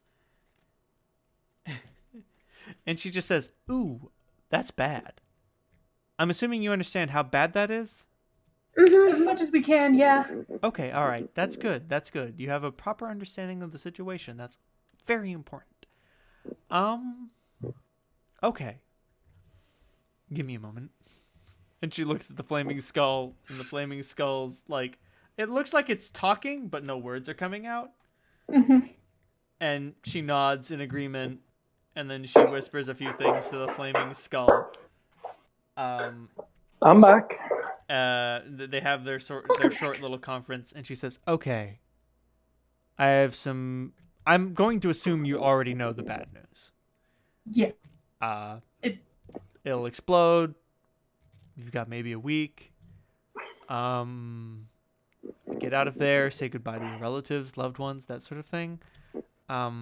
If any of them live nearby, or near at all. If they live on the same continent. No. If they live in the same province. Okay. The good news is we can fix that. Okay. It wouldn't be cheap. But yes, we could fix that. And what would you fix? What is exactly? How are these things being sourced? We could send some spellcasters into your plane of existence for a brief amount of time, simply long enough to create a barrier around that thing and then dispel it. Capturing the blast and then healing the distinct amount of incredibly cosmic planar harm that sort of explosion would do. Okay. All right. So when you say it's expensive, do you have a quote? The lowest I could go is 300,000. Okay. But we're talking almost no chance of failure. And money back guarantee. That's a safe bet.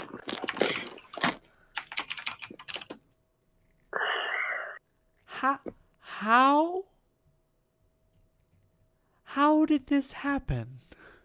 We have no idea. Yeah, we were hoping that you had some insight into that. Well, It seems like amateur hour, a ridiculously grand scale. yes.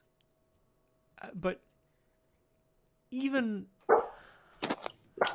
you'd have to be dealing with a city worth of low-level DraxxKraven mages to make that thing work. Well, For how long? I mean, you could keep it going indefinitely so long as they slept in shifts. I mean, probably about as long as this war has been going on between Ankara and Janam. Which is approximately like 111 days. So, if we do this, all this magical energy, where does it go? We'll harvest it. That's what I was thinking. But that's magical energy taken out of this world. How much of a wound does that leave in this world for the magic to just be taken and not returned? Oh, I mean,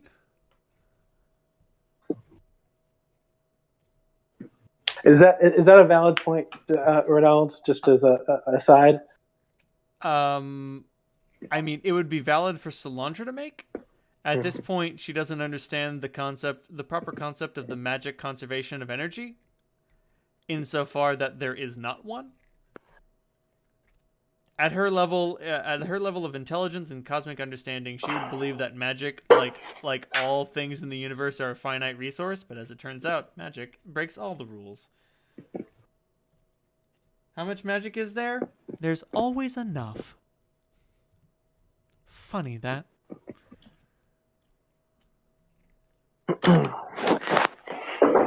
I'm going to have a little sidebar conversation.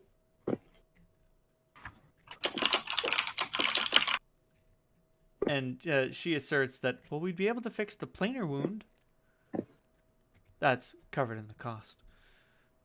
Unless, of course, you would prefer to leave it open, she says with a worried expression.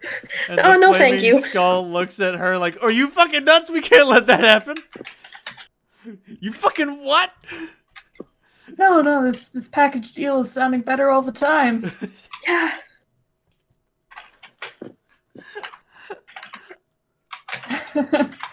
Holt just nervously laughs.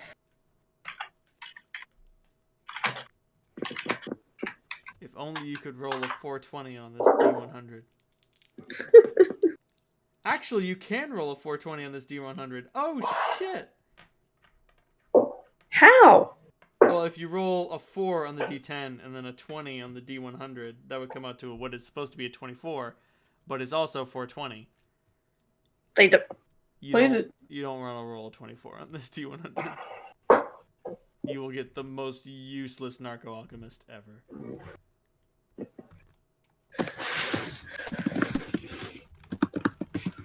It's not loud.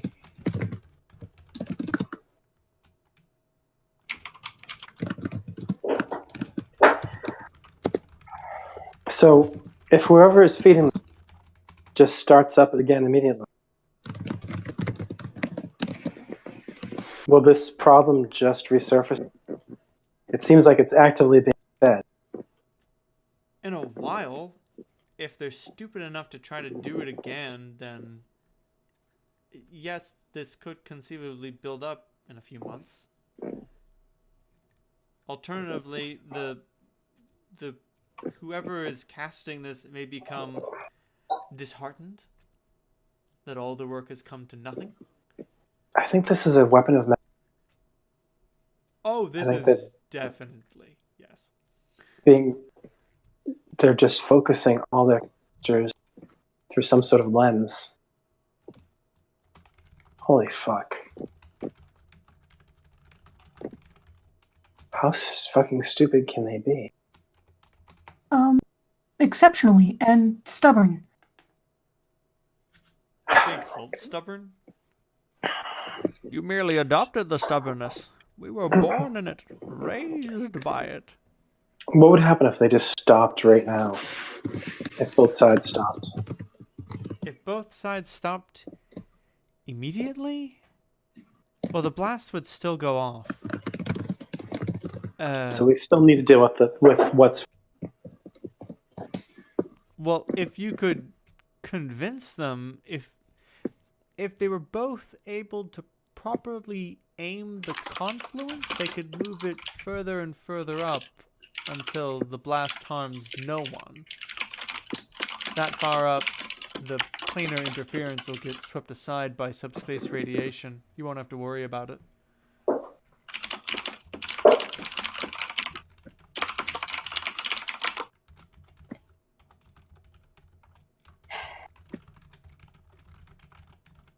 What do you guys think? Do we have the time to do that much convincing? Well, we're going to have to convince them this might start up again. I mean, you're the diplomat now. Fuck. We're doomed.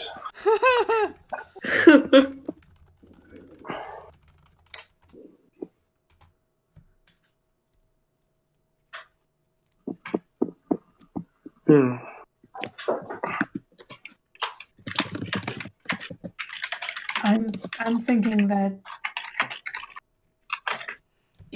the entire district going up in flames, or have that neatly taken care of.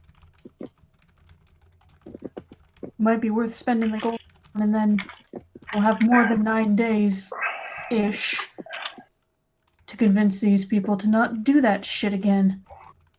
There's one thing I'm thinking of, though, is if we can actually explain what passes the brains of exactly what's going to happen, no matter who wins this push me pull me. And We what? can use this as leverage for them to disarm, actually to work together.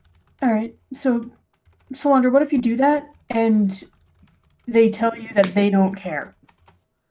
Well, That this is exactly what they want. this is going to destroy both cities. Yeah. Actually, fun fact, it wouldn't. If It wouldn't. If the blast went off in the center, only the innocents would suffer. Great. Only the clans caught in between nearest to the border would be destroyed, and everyone else would merely need to deal with planar chaos. And Kara and Janam. Only planar chaos. Hmm? Only planar chaos. Only planar chaos. And Kara and Janam, located at the poles, would actually be safe havens from the devastation. And also have a buffer zone. The buffer zone we got now. But they might be fucking idiotic enough not to realize that. And they're fucking idiotic enough to do this. Why is it always the innocents who must suffer? How sincere is this skull chick? She seems pretty sincere to me, I say, with no points in. I'm not saying, I'm asking the question in terms of to the DM. Oh, what do you mean? How sincere is she? She seems genuinely mortified at you. Give me a sense motive roll. Okay. You don't Sense have to motive. roll high. Okay, that is a what is sense motive? All right, plus 19. That's 27. 27. Yeah, this lady seems pretty straight up. Like, she seems absolutely mortified at the terrible chain of events that has occurred. So, like, on the one hand, you have these two groups of ostensible spellcasters at each side of the world, and they are nascent magical children, basically. We're talking like average caster level of 5. You know what? Like maximal spellcaster level of 5. Like a wee lad, lass, or non-binary person in the magical gene pool. Yeah, I remember the leader of their army, 5th level sorcerer. Right. So, yeah. Like, not great. I mean, strong enough to push other people around, but not very strong. And these children have combined their intellect to create a magical nuclear weapon that they are now playing fucking hot potato with. And you four fuckers just call her up on the phone and are like, "Hey, can we get a bomb squad?"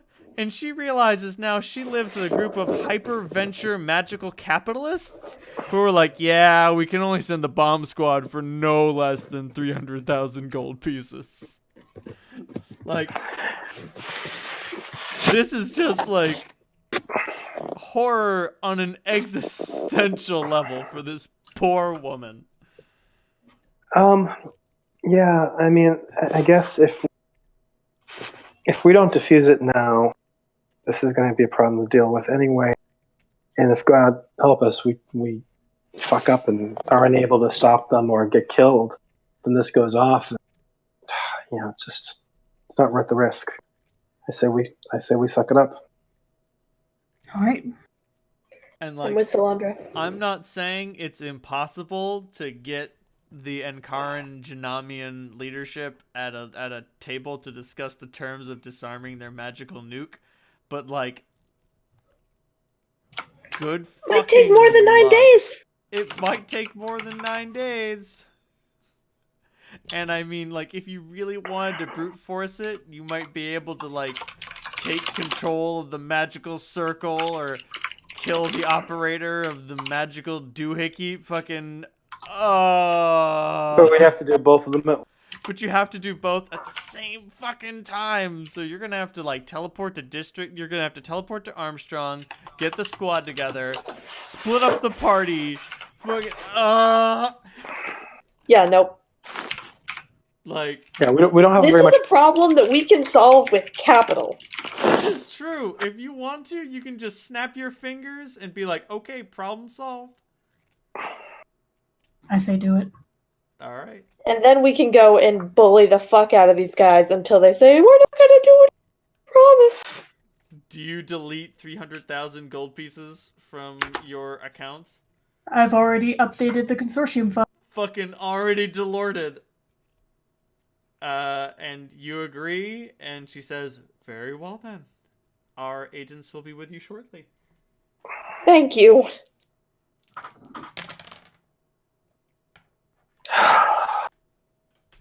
Let me see which guys you get.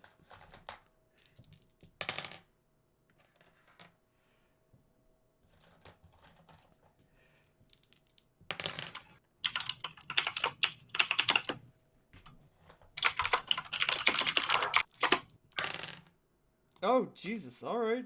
Never mind. All right. You get some righteous, upstanding wizards. Hell yeah.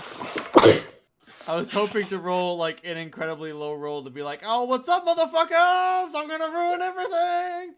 But that did not happen. I'm just gonna grab 4 images of spellcasters to be like, yep, you get these 4 guys. And then things happen. Hi, monster. Would you like a little piece of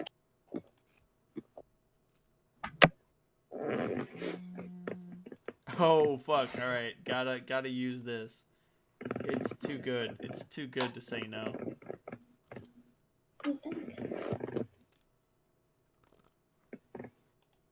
You know what? I'm down. So these guys full-on members, or are they mercenaries working for the consortium? You're not quite certain. They might be full-fledged members. They might be, Oh shit, they're hot. they might be people who have just been sort of hired to take on the job. You know, it's really impossible to tell. But what you do know is that you're dealing with fucking you're dealing with S+ class mages.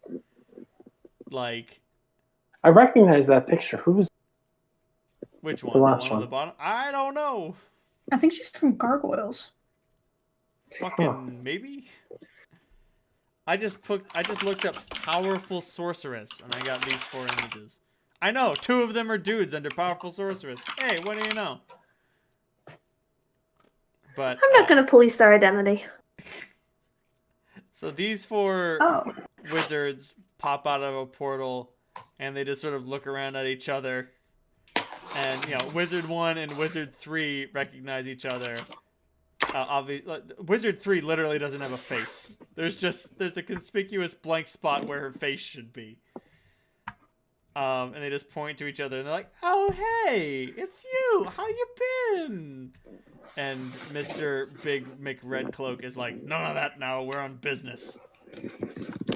I don't know if this will help. Probably are way past it. I'll hand them my notebook.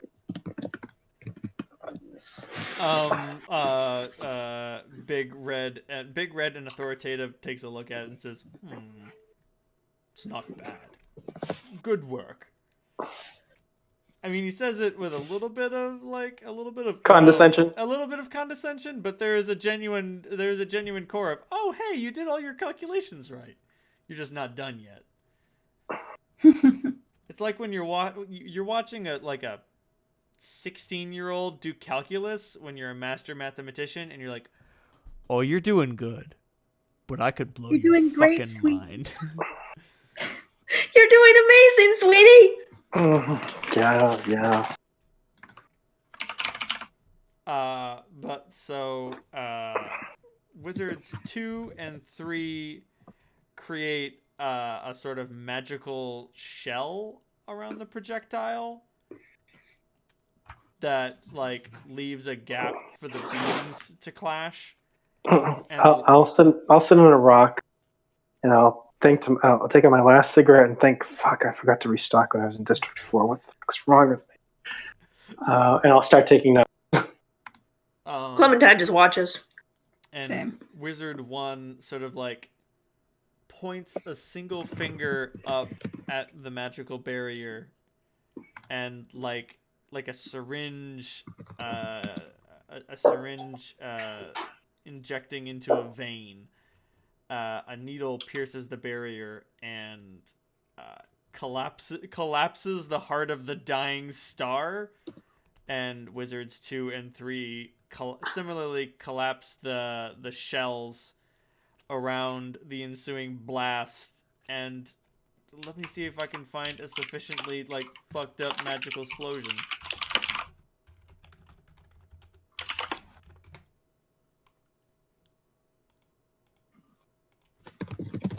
No, I'm not looking for Yu-Gi-Oh cards.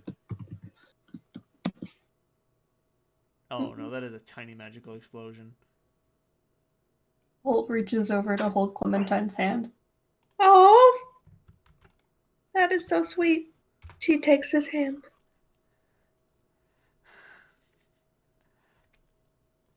Similarly, like, there's a giant hole to the negative energy plane, and Wizard 4 just says, "Oh, that's bad." And then, like, summons an arcane circle.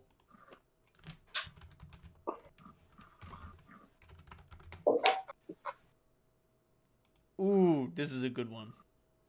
Oh, yeah, give me that good shit.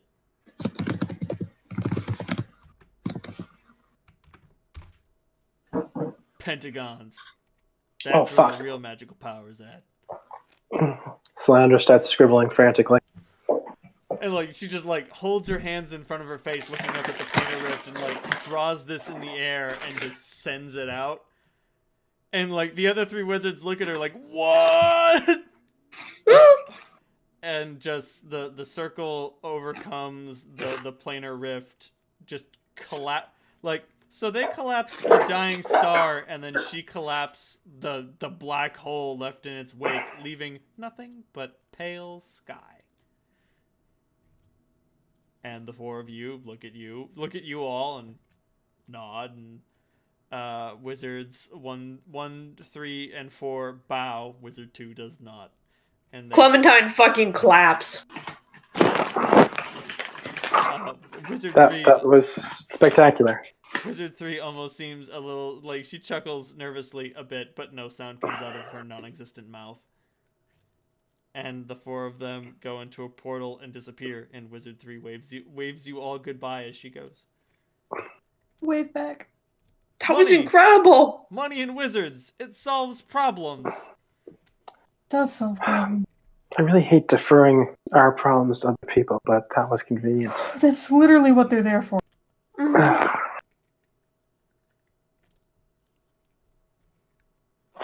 and on that note, we're gonna end. Good shit. Y'all get 100,000 gold pieces for delaying the District 5 situation. Gold pieces? Thanks. I'm sorry. Can I use those to buy experience points? No, experience points. Even if they wanted to do this again, it would take them so much time that the Dragon Emperor would be here by then. Cool. What would have happened if we had gone to the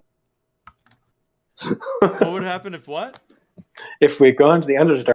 Well, when you had come back up topside, they would have reported to you the terrible disaster that befell District 5. and you guys would have looked at each other and said, "You know what? Maybe we should have taken Grubb's readings a little more seriously." I'm certainly glad that we did. Holy fuck. Me too. Nice work, everyone.